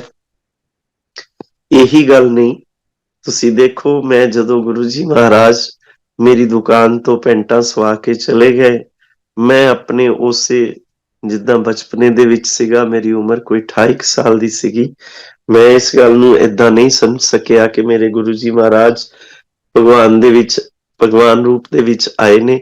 ਮੈਂ ਇਸ ਗੱਲ ਨੂੰ ਨਹੀਂ ਸਮਝ ਸਕਿਆ ਔਰ ਮੈਂ ਨਹੀਂ ਗਿਆ ਉਹਨਾਂ ਕੋਲ ਦੁਬਾਰਾ। ਲੇਕਿਨ ਗੁਰੂ ਜੀ ਮਹਾਰਾਜ ਨੇ, ਜਦੋਂ ਮੈਂ ਡਿਫੈਂਸ ਕਲੋਨੀ ਗਿਆ ਸੀ, ਗੁਰੂ ਜੀ ਮਹਾਰਾਜ ਦੇ ਕੋਲ ਬੈਠ ਕੇ ਆਇਆ, ਚਾਹ ਪੀ ਕੇ ਆਇਆ, ਗੁਰੂ ਜੀ ਨਾਲ ਗੱਲਾਂ ਬਾਤਾਂ ਕਰਕੇ ਆਇਆ।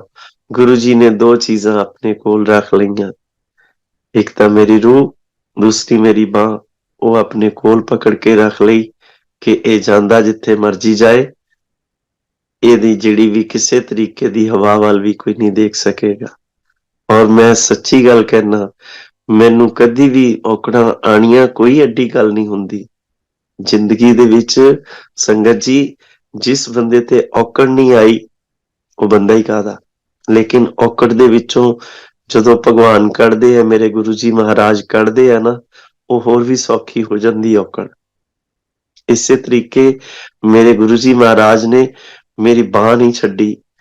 ਮੈਂ ਕਟਿੰਗ ਜਿਹੜੀ ਹੈ ਕੱਪੜਿਆਂ ਦੀ ਕੋਈ ਨਵੀਂ ਸਿੱਖੀ ਸੀ ਉਸ ਵੇਲੇ, ਕੋਟ ਪੈਂਟ ਦੀ, ਤੇ ਪੈਂਟ ਦੀ ਤਾਂ ਮੇਰੀ ਬਹੁਤ ਵਧੀਆ, ਸ਼ਰਟ ਦੀ ਵੀ ਬਹੁਤ ਵਧੀਆ ਫਿਟਿੰਗ ਆਉਂਦੀ ਸੀ। ਸਾਰੇ ਹੀ ਮੰਨਦੇ ਸੀ ਸ਼ਹਿਰ ਦੇ ਵਿੱਚ ਕਿ ਬੜੇ ਦੂਰੋਂ ਮੇਰੇ ਕੋਲ ਆਉਣ ਲੱਗ ਪਏ ਸੀ ਕਸਟਮਰ ਗੁਰੂ ਜੀ ਮਹਾਰਾਜ ਤੋਂ ਬਾਅਦ, ਜਦੋਂ ਗੁਰੂ ਜੀ ਮੇਰੇ ਕੋਲੋਂ ਸਵਾ ਕੇ ਚਲੇ ਗਏ। ਲੇਕਿਨ ਮੈਂ ਕੋਟ ਦੀ ਜਿਹੜੀ ਕਟਿੰਗ ਹੈ ਉਹ ਨਵੀਂ ਸਿੱਖੀ ਸੀ, ਤਾਂ ਮੇਰੇ ਕੋਲ ਇੱਕ ਅੰਬੈਸਡਰ ਗੱਡੀ ਆਈ ਔਰ ਉਹਦੇ ਉੱਤੇ ਲਿਖਿਆ ਸੀਗਾ chairman Punjab State Electricity board. ਮੈਂ ਕਿਹਾ ਭਈ ਇਹ ਸਰਦਾਰ ਜੀ ਕੌਣ ਨੇ? ਇੰਨੇ ਭਾਰੇ ਸਰੀਰ ਦੇ ਸਰਦਾਰ ਜੀ, ਉਹਨਾਂ ਦਾ ਬੋਡੀ ਫਿਜ਼ੀਕ ਬਹੁਤ ਹੀ, ਜਿਸ ਤਰ੍ਹਾਂ ਕਹਿ ਲਈਏ, ਔਕਵਰਡ ਸੀ। ਮੈਂ ਇਹ ਗੱਲ ਸੋਚੀ ਵੀ ਇਹ ਸਰਦਾਰ ਜੀ ਮੇਰੇ ਨਾਲ ਇਸ ਤਰ੍ਹਾਂ ਆ ਰਹੇ ਨੇ, ਚਲੋ ਦੇਖਦੇ ਆ। ਉਹਨਾਂ ਦੇ ਨਾਲ ਕੋਈ ਇੱਕ ਐਕਸੀਅਨ ਵੀ ਸੀਗੇ ਔਰ ਅੰਦਰ ਆਏ। ਉਹਨਾਂ ਨੇ ਮੇਰੇ ਅੱਗੇ ਕੱਪੜਾ ਸਿੱਟ ਦਿੱਤਾ ਇੱਕ ਲਿਫਾਫੇ ਚੋਂ ਕੱਢ ਕੇ, ਕਹਿੰਦੇ ਜੀ ਆ ਇਹਨਾਂ ਦੇ ਸੂਟ ਸੀਨਾ ਸਰਦਾਰ ਜੀ ਦਾ। ਐਕਸੀਅਨ ਸਾਹਿਬ ਕਹਿੰਦੇ। ਮੈਂ ਕਿਹਾ ਜੀ ਇਸ ਤਰ੍ਹਾਂ ਹੈ ਕਿ ਮੈਂ ਅੰਦਰੋਂ ਮੇਰੇ ਦਿਲ 'ਚ ਡਰ ਸੀ ਕਿ ਮੈਂ ਇਹਨਾਂ ਦੇ ਸੂਟ ਨੂੰ ਜੇ ਸੀਨ ਦਾ ਆਰਡਰ ਲੈ ਲਿਆ ਮੈਂ ਫਸ ਜਾਵਾਂਗਾ, ਕਿਉਂਕਿ ਮੈਂ ਤਾਜੀ ਕਟਿੰਗ ਸਿੱਖੀ ਹੈ। ਨਾਰਮਲ ਤਾਂ ਮੈਂ ਸੀ ਸਕਦਾ, ਕੱਟ ਸਕਦਾ, ਲੇਕਿਨ ਔਕਵਰਡ ਜਿਹੜਾ ਸਾਈਜ਼ ਹੈ ਉਹ ਮੇ ਵੀ ਕਿ ਮੈਂ ਫਸ ਨਾ ਜਾ। ਮੈਂ ਇਸੇ ਤਰੀਕੇ ਉਹਨਾਂ ਨੂੰ ਨਾ ਕਰਨ ਦੀ ਗੱਲ ਸੋਚ ਲਈ ਦੁਕਾਨਦਾਰ ਹੋਣ ਦੇ ਨਾਤੇ। ਮੈਂ ਉਹਨਾਂ ਨੂੰ ਕਿਹਾ ਜੀ ਨਹੀਂ, ਇਸ ਤਰ੍ਹਾਂ ਹੈ ਕਿ ਮੇਰੇ ਕੋਲ ਟਾਈਮ ਨਹੀਂ ਹੈ।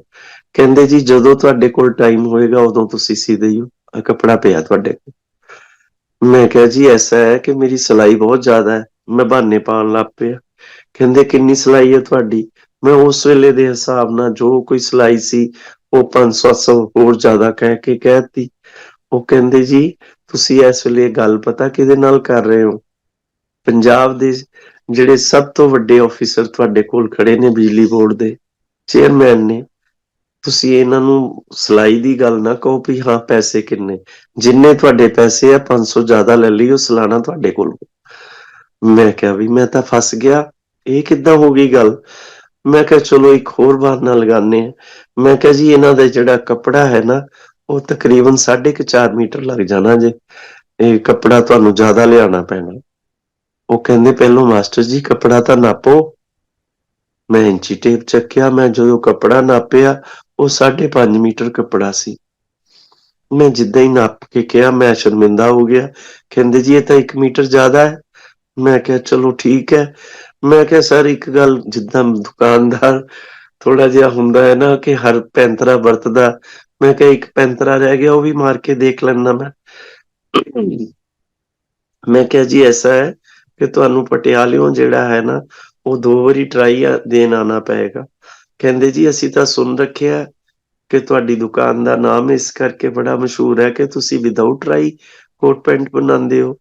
ਮੈਂ ਕਿਹਾ ਜੀ ਠੀਕ ਹੈ, ਪਰ ਇਹਨਾਂ ਦਾ ਸਾਈਜ਼ ਜਿੱਦਾਂ ਹੈ। ਕਹਿੰਦੇ ਕੋਈ ਨਹੀਂ ਜੀ, ਅਸੀਂ ਆ ਜਾਾਂਗੇ। ਮੈਂ ਉੱਥੇ ਵੀ ਫਸ ਗਿਆ। ਮੈਂ ਕਿਹਾ ਇਹ ਕਿੱਦਾਂ ਮੈਂ ਇਸ ਗੱਲ ਦਾ ਕਰਾਂ ਵੀ ਮੇਰੇ ਚ ਉਹ ਚੀਜ਼ ਦੀ ਗੱਲ ਕਿਉਂ ਨਹੀਂ ਬਣ ਰਹੀ। ਲੇਕਿਨ ਸਰਦਾਰ ਜੀ ਨਹੀਂ ਸੀ ਬੋਲ ਰਹੇ। ਸਰਦਾਰ ਜੀ ਨੇ ਇੱਕੋ ਹੀ ਗੱਲ ਕਹੀ, ਕਹਿੰਦੇ ਕਾਕਾ ਸਲਾਨਾ ਤੇਰੇ ਕੋਲੋਂ ਹੈ, ਤੂੰ ਮੈਨੂੰ ਇੱਕ ਵਾਰੀ ਨਾ ਇਸ ਤਰੀਕੇ ਦਾ ਸੂਟ ਸੀ ਦੇ ਕਿ ਮੈਂ ਮੁੰਡਾ ਜਿਹਾ ਲੱਗਾ। ਮੈਂ ਹੱਸ ਪਿਆ।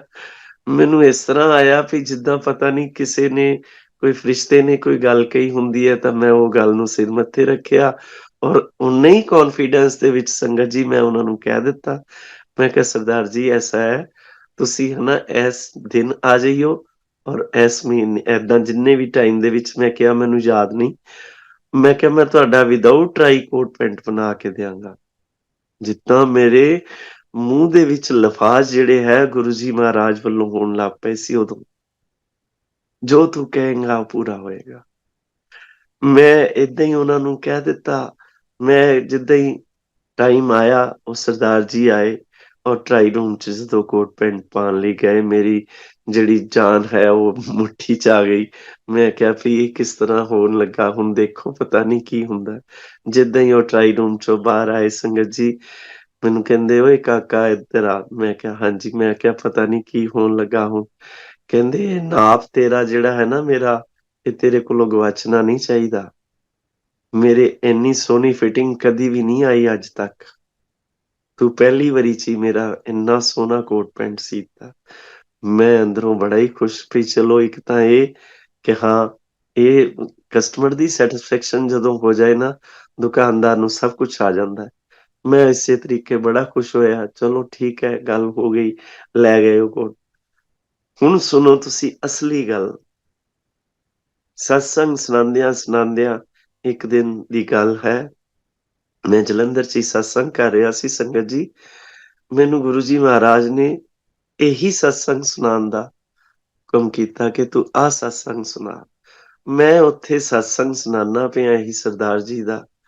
ਤੁਸੀਂ ਯਕੀਨ ਕਰਿਆ ਜੇ 30 ਸਾਲ ਹੋ ਗਏ, ਮੈਂ ਸੁਣਾਉਂਦੇ ਮੈਂ ਉਹ ਸਰਦਾਰ ਜੀ ਦਾ ਨਾਮ ਤੱਕ ਮੇਰੇ ਮੂੰਹ, Sardar Harkirat Singh, Punjab State Electricity Board chairman, 30 ਸਾਲ ਪੁਰਾਣੇ, ਤੁਸੀਂ ਚਾਹੇ ਰਿਕਾਰਡ ਤੋਂ ਵੀ ਦੇਖ ਸਕਦੇ ਹੋ। ਮੈਨੂੰ ਨਹੀਂ ਪਤਾ ਵੀ ਮੈਂ ਉਹ ਮੂੰਹ ਇਸ ਤਰ੍ਹਾਂ ਹੀ ਕਰਕੇ ਨਾਮ ਤੱਕ ਲੈ ਦਿੱਤਾ ਔਰ ਮੈਂ ਸਤਸੰਗ ਕਰ ਦਿੱਤਾ ਵੀ ਮੇਰੇ ਨਾਲ ਗੁਰੂ ਜੀ ਮਹਾਰਾਜ ਦੀ ਇੰਨੀ ਕਿਰਪਾ ਹੈ ਵੀ ਮੈਂ ਐਡੇ ਐਡੇ ਕੰਮ ਜਿਹੜੇ ਹੈ ਮੇਰੇ ਕੋਲੋਂ ਗੁਰੂ ਜੀ ਮਹਾਰਾਜ ਨੇ ਕਰਨ ਦੀ ਮੈਨੂੰ ਸ਼ਕਤੀ ਦਿੱਤੀ। ਤੇ ਮੈਂ ਉਹ ਜਦੋਂ ਸਤਸੰਗ ਕਰ ਲਿਆ ਨਾ ਸੰਗਤ ਜੀ, ਮੈਂ ਇੱਥੇ ਗੁਰੂ ਜੀ ਮਹਾਰਾਜ ਦੇ ਜਿਹੜੇ ਇੱਕ ਸੇਵਾਦਾਰ ਸੀ ਆਪਣੇ ਹੈਗੇ ਨੇ ਮਾਸਟਰ ਜੀ ਔਰ ਇਕਬਾਲ ਅੰਕਲ ਇੱਥੇ ਜਲੰਧਰ ਦੇ ਵਿੱਚ ਹੀ ਹੈ। ਅਸੀਂ ਉੱਥੇ ਰੇਖਾ ਆਂਟੀ ਜਿਹੜੇ ਗੁਰੂ ਜੀ ਦੇ ਨਾਲ ਕਾਫੀ ਦੇਰ ਰਹੇ, ਗੁਰੂ ਜੀ ਦੇ ਕਾਫੀ ਖਾਣ ਪੀਣ ਦਾ ਸਿਸਟਮ ਦੇਖਦੇ ਸੀ। ਅਸੀਂ ਉੱਥੇ ਸਤਸੰਗ ਕਰਦੇ ਪਏ ਆ ਇਕਬਾਲ ਅੰਕਲ ਦੇ ਘਰ। ਮੈਂ ਉੱਥੇ ਉਦਾਂ ਹੀ ਕੈਜੂਅਲੀ ਤੌਰ ਤੇ ਉਹ ਸਤਸੰਗ ਦਾ ਜ਼ਿਕਰ ਕੀਤਾ ਵੀ ਮੇਰੇ ਕੋਲ ਸਰਦਾਰ ਹਰਕਿਰਤ ਸਿੰਘ ਜੀ ਆਏ। ਹੁਣ ਤੁਸੀਂ ਸੁਣੋ, ਇਕਬਾਲ ਸਿੰਘ ਜੀ ਜਿਹੜੇ ਗੁਰੂ ਜੀ ਮਹਾਰਾਜ ਦੀ ਪੁਰਾਣੀ ਸੰਗਤ ਹੈ, ਉਹਨਾਂ ਨੇ ਨਾਮ ਸੁਣਦਿਆਂ ਹੀ ਕਿਹਾ, ਕਹਿੰਦੇ ਅਰੇ ਬਿਲਕੁਲ ਸਹੀ ਕਹਿ ਰਹੇ ਹੋ ਤੁਸੀਂ ਜੋਤੀ ਅੰਕਲ, ਉਹ ਸਾਡੇ ਚੇਅਰਮੈਨ ਸੀਗੇ। ਮੈਂ ਕਿਹਾ ਅੰਕਲ ਮੇਰੇ ਮੂੰਹੋਂ 30 ਸਾਲਾਂ ਬਾਅਦ ਕਿੱਦਾਂ ਇਹ ਸਤਸੰਗ ਦੇ ਵਿੱਚ ਸਰਦਾਰ ਹਰਕਿਰਤ ਸਿੰਘ ਹੀ ਨਿਕਲਿਆ। ਕਹਿੰਦੇ ਗੁਰੂ ਜੀ ਦੀ ਦੇਣ ਹੈ ਤੁਹਾਡੇ ਤੇ, ਮਿਹਰ ਹੈ ਕਿ ਦੇਖੋ ਮੈਨੂੰ ਕਿੰਨੇ ਗਾਹਕ ਮੇਰੇ ਕੋਲ ਆਉਂਦੇ ਰਹੇ ਜਾਂਦੇ ਰਹੇ ਜਾਂ ਕਿੱਦਾਂ, ਲੇਕਿਨ ਇੱਕ ਜਿਹੜਾ ਨਾਮ ਹੈ ਉਹ ਸਤਸੰਗ ਦੇ ਦੌਰਾਨ ਮੇਰੇ ਗੁਰੂ ਜੀ ਮਹਾਰਾਜ ਨੇ ਮੇਰੀ ਜ਼ੁਬਾਨ ਤੇ ਲਿਆ ਕੇ। ਔਰ ਬਿਲਕੁਲ ਇਸੇ ਲਈ ਮੈਂ ਇਹ ਚੀਜ਼ ਦੀ ਗੱਲ ਕਹਿਣਾ ਕਿ ਸੱਚੀ ਗੱਲ ਇਹੀ ਹੈ। ਕਈ ਵਾਰੀ ਅਸੀਂ ਸੋਚਦੇ ਹਾਂ ਅਸੀਂ ਆਹ ਸਤਸੰਗ ਸੁਣਾਵਾਂਗੇ, ਆਹ ਸਤਸੰਗ, ਜਿਹੜਾ ਗੁਰੂ ਜੀ ਨੂੰ ਪਸੰਦ ਹੈ, ਜਿਹੜੇ ਬੋਲ ਪਸੰਦ ਹੈ, ਜਿਹੜਾ ਸਤਸੰਗ ਪਸੰਦ ਹੈ, ਜਿਹੜੀ ਘੜੀ ਪਸੰਦ ਹੈ, ਉਹ ਗੁਰੂ ਜੀ ਤੋਂ ਉੱਪਰ ਅਸੀਂ ਨਹੀਂ ਡਿਸਾਈਡ ਕਰ ਸਕਦੇ ਸੰਗਤ ਜੀ। ਇੰਨਾ ਮੈਨੂੰ ਮੇਰੇ ਗੁਰੂ ਜੀ ਮਹਾਰਾਜ ਦਾ ਪਿਆਰ ਮਿਲਿਆ ਆ ਕਿ ਮੈਂ ਧੰਨੋ ਧੰਨ ਹੋਇਆ ਪਿਆ ਕਿ ਹਾਂ, ਇਸੇ ਤਰੀਕੇ ਮੇਰੇ ਗੁਰੂ ਜੀ ਮਹਾਰਾਜ ਹਰੇਕ ਜਿਹੜੀ ਸੰਗਤ ਹੈ ਉਸ ਦਾ ਕਲਿਆਣ ਕਰਨ, ਕਿਉਂਕਿ ਗੁਰੂ ਜੀ ਮਹਾਰਾਜ ਆਪਣੇ ਮੰਦਿਰ 'ਚ ਨਹੀਂ, ਤੁਹਾਡੇ ਦਿਲ ਦੇ ਮੰਦਿਰ 'ਚ ਬੈਠਦੇ ਹੈ। ਮੰਦਿਰਾਂ ਦੇ ਵਿੱਚ ਤਾਂ ਤੁਸੀਂ ਜਾ ਕੇ ਦੇਖਦੇ ਹੀ ਹੋ, ਫਿਰ ਜਿਸ ਤਰ੍ਹਾਂ ਅਸੀਂ ਡੁਗਰੀ ਜਾਂਦੇ ਹਾਂ, ਇੰਨਾ ਸੋਹਣਾ ਪ੍ਰਬੰਧ ਕੀਤਾ ਆ, ਇੰਨਾ ਸੋਹਣਾ ਪ੍ਰਬੰਧ ਕਿ ਲੱਖਾਂ ਦੀ ਤਾਦਾਦ ਵਿੱਚ ਜਿਹੜੀ ਸੰਗਤ ਆਂਦੀ ਹੈ, ਕਿੱਦਾਂ ਚਾਹ ਪ੍ਰਸਾਦ, ਲੰਗਰ ਪ੍ਰਸਾਦ, ਜਲ ਪ੍ਰਸਾਦ, ਕਿੱਦਾਂ ਉਹਨਾਂ ਦੀ ਦੇਣ ਹੈ ਗੁਰੂ ਜੀ ਮਹਾਰਾਜ ਦੀ, ਔਰ ਕਿੰਨੇ ਸਿਸਟਮ ਨਾਲ ਕੰਮ ਹੁੰਦਾ ਉੱਥੇ। ਕੋਈ ਸੰਗਤ ਨਾਰਾਜ਼ ਨਹੀਂ ਜਾਂਦੀ, ਖੁਸ਼ ਹੋ ਕੇ ਜਾਂਦੇ, ਮੌਜਾਂ ਮਾਰ ਕੇ ਜਾਂਦੇ ਆ ਸਾਰੇ। ਏਦਾਂ ਸਮਝ ਕੇ ਆਂਦੇ ਹੈ ਕਿ ਜਿੱਦਾਂ ਇਹ ਬਾਪ ਦੇ ਘਰ ਦੇ ਵਿੱਚ ਆਏ ਹੈ, ਏਦਾਂ ਹੀ ਉਹਨਾਂ ਦਾ। ਔਰ ਇਸੇ ਤਰੀਕੇ ਜਿਹੜੇ ਸਾਡੇ ਗੁਰੂ ਜੀ ਮਹਾਰਾਜ ਹੈ, ਉਹ ਬਾਪ ਦਾ ਫਰਜ਼ ਵੀ ਨਿਭਾਉਂਦੇ। ਕਿਸੇ ਸੰਗਤ ਦੀ ਕਿਸੇ ਤਰੀਕੇ ਦੀ ਵੀ ਕੋਈ ਏਦਾਂ ਦੀ ਰਹਿਣ ਹੀ ਨਹੀਂ ਦਿੰਦੇ ਵੀ ਸੰਗਤ ਕੋਈ ਨਾਰਾਜ਼ ਜਾਏ। ਖੁਸ਼ ਹੋ ਕੇ ਭੰਗੜੇ ਪਾਉਂਦੀਆਂ ਆਉਂਦੀਆਂ ਸੰਗਤਾਂ। ਔਰ ਗੁਰੂ ਜੀ ਮਹਾਰਾਜ ਦਾ ਇਹ ਜਿਹੜਾ ਲੰਗਰ ਪ੍ਰਸਾਦ ਹੈ, ਚਾਹ ਪ੍ਰਸਾਦ ਹੈ, ਜਲ ਪ੍ਰਸਾਦ ਹੈ, ਹੋਰ ਕਈ ਤਰ੍ਹਾਂ ਦੇ ਉੱਤੇ ਜਿਹੜੇ ਸਰੂਪ ਮਿਲਦੇ ਹੈ, ਗਿਫਟ ਮਿਲਦੇ ਹੈ, ਉਹ ਗੁਰੂ ਜੀ ਮਹਾਰਾਜ ਦੀ ਦੇਣ ਹੈ। ਪਰ ਨਾ, ਅਸੀਂ ਲੋਕ ਤਾਂ ਸਮਝਦੇ ਹੀ ਹਾਂ, ਦੁਨਿਆਵੀ ਬੰਦੇ ਹੈ। ਸਾਡੇ ਕੋਲ ਕੋਈ ਸੰਗਤ ਜੀ ਘਰ 'ਚ 2 ਮਹਿਮਾਨ ਵੀ ਆ ਜਾਣ ਨਾ, ਤੇ ਅਸੀਂ ਇੱਕ ਦੂਸਰੇ ਦਾ ਮੂੰਹ ਦੇਖਣ ਲੱਗ ਪੈਂਦੇ ਹਾਂ ਵੀ ਇਹਨਾਂ ਨੂੰ ਕੀ ਖਿਲਾਈਏ, ਕੀ ਪਿਲਾਈਏ। ਉਸ ਦਾਤੇ ਦੇ ਦਰਬਾਰ 'ਚ ਜਾ ਕੇ ਦੇਖੋ ਕਿੱਦਾਂ ਲਹਿਰਾਂ ਵਹਿਰਾਂ ਲੱਗੀਆਂ ਪਈਆਂ। ਹਰ ਕੋਈ ਸੰਗਤ ਜਿਹੜੀ ਹੈ ਉਹ ਨਿਹਾਲ ਹੋ ਕੇ ਜਾਂਦੀ ਹੈ, ਖੁਸ਼ ਹੋ ਕੇ ਜਾਂਦੀ ਹੈ। ਕਿੱਥੋਂ ਕਿੱਥੋਂ ਬੜੇ ਮੰਦਿਰ ਦੇ ਵਿੱਚ ਮੈਂ ਹੈਰਾਨ ਹੋ ਗਿਆ ਦੇਖ ਕੇ, ਇੰਨਾ ਸੋਹਣਾ ਸਿਸਟਮ ਹੈ। ਕੋਈ ਬੰਦਾ ਵੀ ਉੱਥੋਂ ਭੁੱਖਾ ਨਹੀਂ ਆਉਂਦਾ, ਕੋਈ ਪਿਆਸਾ ਨਹੀਂ ਆਉਂਦਾ। ਮੇਰੇ ਦਾਤੇ ਦੇ ਦਰਬਾਰ ਦੇ ਵਿੱਚ ਜਿਹੜੀ ਕੋਈ ਮਨੋਕਾਮਨਾ ਹੈ, ਉਹ ਤੁਹਾਡੀ ਕਿੱਦਾਂ ਪੂਰਨ ਹੁੰਦੀ ਹੈ ਇੰਸਟੈਂਟਲੀ।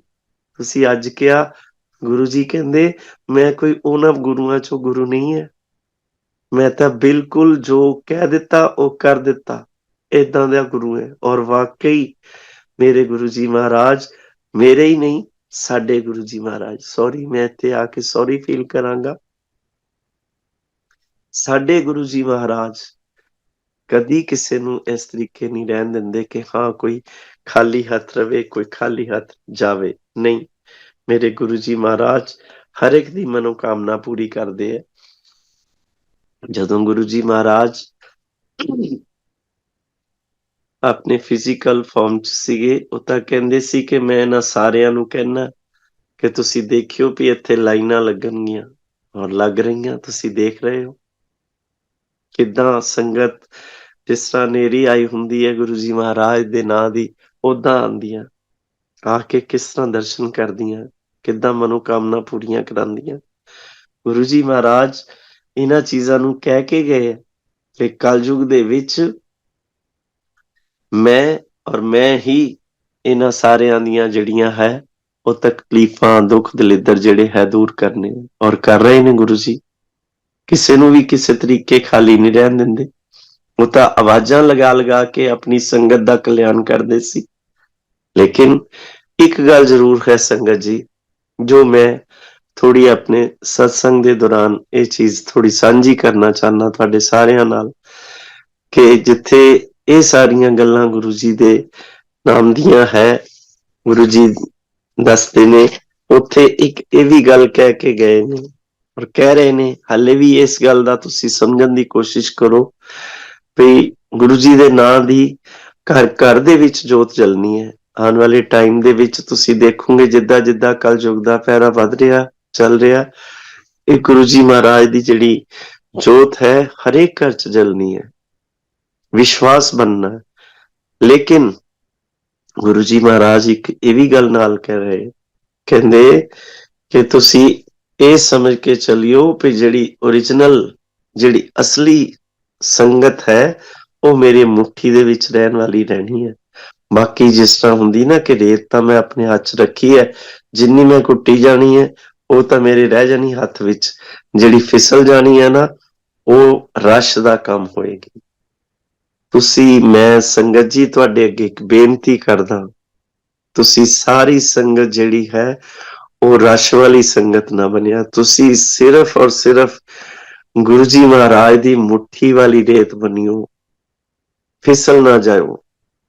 ਇਹ ਫਿਸਲਣ ਦਾ ਮਾਮਲਾ ਕੀ ਹੈ ਕਿ ਅਸੀਂ ਗੁਰੂ ਜੀ ਮਹਾਰਾਜ ਦੇ ਸਤਸੰਗ ਦੇ ਵਿੱਚ ਜਾਂਦੇ ਹਾਂ, ਗੁਰੂ ਜੀ ਮਹਾਰਾਜ ਦੇ ਹੋਰ ਸਾਰੀਆਂ ਗੱਲਾਂ ਨੂੰ ਮੰਨਦੇ ਆ, ਲੇਕਿਨ ਜਿੱਥੇ ਆ ਕੇ ਆਪਣੀਆਂ ਕੋਈ ਮਾਨੀਆਂ ਕਰਦੇ ਆ ਨਾ, ਉੱਥੇ ਆ ਕੇ ਹੀ ਉਹ ਚੀਜ਼ ਇਸ਼ਾਰਾ ਦਿੰਦੀ ਹੈ ਕਿ ਤੁਸੀਂ ਕਿਤੇ ਫਿਸਲਣ ਵਾਲੀ ਰੇਤ ਵਾਲੇ ਨਾ ਬਣੀਏ। ਗੁਰੂ ਜੀ ਮਹਾਰਾਜ ਆਪਣੇ ਇਹਨਾਂ ਚੀਜ਼ਾਂ ਨੂੰ ਦੱਸ ਕੇ ਸਮਝਾ ਰਹੇ ਨੇ ਕਿ ਤੁਸੀਂ ਜਿਹੜੇ ਉਹਨਾਂ ਦੇ ਸ਼ਬਦ ਹੈ, ਉਹਨਾਂ ਵੱਲੋਂ ਪ੍ਰਵਾਨ ਕੀਤੇ ਹੋਏ, ਉਹਨਾਂ ਨੂੰ ਪਸੰਦ ਕੀਤੇ ਹੋਏ ਸ਼ਬਦ ਉਹੀ ਪਲੇ ਲਿਸਟ ਵਿੱਚ ਲਗਾਇਆ ਕਰੋ। ਤੁਸੀਂ ਨਾ ਇੱਧਰ ਉੱਧਰਲੇ ਭਜਨ, ਠੀਕ ਹੈ, ਬੜੇ ਅੱਛੇ ਹੁੰਦੇ ਆ, ਕੋਈ ਵੀ ਇਸ ਤਰ੍ਹਾਂ ਦਾ ਨਹੀਂ ਹੈ ਕਿ ਕਿਸੇ ਨੂੰ ਅਸੀਂ ਏਦਾਂ ਕਹੀਏ, ਲੇਕਿਨ ਜਿਹੜੀ ਗੁਰੂਆਂ ਦੀ ਕੋਈ ਗੱਲ ਦੱਸੀ ਹੋਈ ਹੈ, ਭਗਵਾਨ ਦੀ ਕੋਈ ਗੱਲ ਕਹੀ ਹੈ, ਉਹਨੂੰ ਅਸੀਂ ਸਿਰ ਮੱਥੇ ਰੱਖ ਕੇ ਚੱਲੀਏ ਨਾ ਤੇ ਜ਼ਿਆਦਾ ਵਧੀਆ। ਸ਼ਬਦ ਲਗਾਇਆ ਕਰੋ, ਸਿੰਪਲ ਬਣ ਕੇ ਆਓ। ਹਮੇਸ਼ਾ ਸਾਦਗੀ ਦੇ ਵਿੱਚ ਜਿਹੜਾ ਆਂਦਾ ਹੈ, ਗੁਰੂ ਜੀ ਨੂੰ ਬੜਾ ਪਿਆਰਾ ਲੱਗਦਾ ਹੈ। ਫਾਰਮੈਲਿਟੀਆਂ ਚ ਨਾ ਪਾਓ, ਸਾਦਾ ਜਿਹੜਾ ਹੈ ਲੰਗਰ ਪ੍ਰਸਾਦ ਰੱਖੋ। ਇਹ ਚੀਜ਼ਾਂ ਦੇ ਵਿੱਚ ਥੋੜਾ ਜਿਹਾ ਗੁਰੂ ਜੀ ਨੂੰ ਬਹੁਤ ਹੀ ਜ਼ਿਆਦਾ ਇੱਕ ਗੱਲ ਸਮਝੀ ਜਾ ਸਕਦੀ ਹੈ, ਵੀ ਜਿਸ ਤਰ੍ਹਾਂ ਸਾਡੇ ਗੁਰੂ ਜੀ ਮਹਾਰਾਜ ਸਾਦੇ ਸਿੰਪਲ, ਉਸੇ ਤਰੀਕੇ ਉਸ ਸੰਗਤ ਨੂੰ ਵੀ ਦੇਖਣਾ ਚਾਹੁੰਦੇ ਹੈ। ਫਾਰਮੈਲਿਟੀਆਂ ਚ ਨਾ ਪਾਓ, ਇਹਨਾਂ ਚੀਜ਼ਾਂ ਤੋਂ ਬਚੋ, ਕਿਉਂਕਿ ਸੰਗਤ ਦੇ ਵਿੱਚ ਜਦੋਂ ਤੁਸੀਂ ਵਿਆਖਿਆ ਵਾਲੇ ਸ਼ਬਦ ਸੁਣਦੇ ਹੋ ਨਾ, ਤੁਹਾਨੂੰ ਉਹ ਤੁਹਾਡੀਆਂ ਸਾਰੀਆਂ ਦੁੱਖ ਤਕਲੀਫਾਂ ਦੇ ਜਿਹੜੇ ਜਵਾਬ ਹੈ ਉਹ ਮਿਲ ਜਾਂਦੇ ਹੈ। ਤੁਸੀਂ ਇਸ ਤਰੀਕੇ ਨਹੀਂ ਕਹਿ ਸਕਦੇ ਕਿ ਸਾਨੂੰ ਇਹ ਸ਼ਬਦ ਨਹੀਂ ਸਮਝ ਲੱਗਾ, ਮੰਨ ਵੀ ਲਿਆ। ਗੁਰੂ ਜੀ ਨੂੰ ਤਾਂ ਇੱਕ ਵਾਰੀ ਸੰਗਤ ਨੇ ਕਿਹਾ ਕਿ ਗੁਰੂ ਜੀ ਸਾਨੂੰ ਇਹ ਸ਼ਬਦ ਸਮਝ ਨਹੀਂ ਲੱਗ ਰਿਹਾ ਜਾਂ ਕਿੱਦਾਂ ਹੈ। ਗੁਰੂ ਜੀ ਨੇ ਉਸੇ ਵੇਲੇ ਕਿਹਾ, ਤੈਨੂੰ ਸੁਣਨ ਲਈ ਕਿਹਾ ਹੈ, ਸਮਝਣ ਲਈ ਕੋਈ ਨਹੀਂ।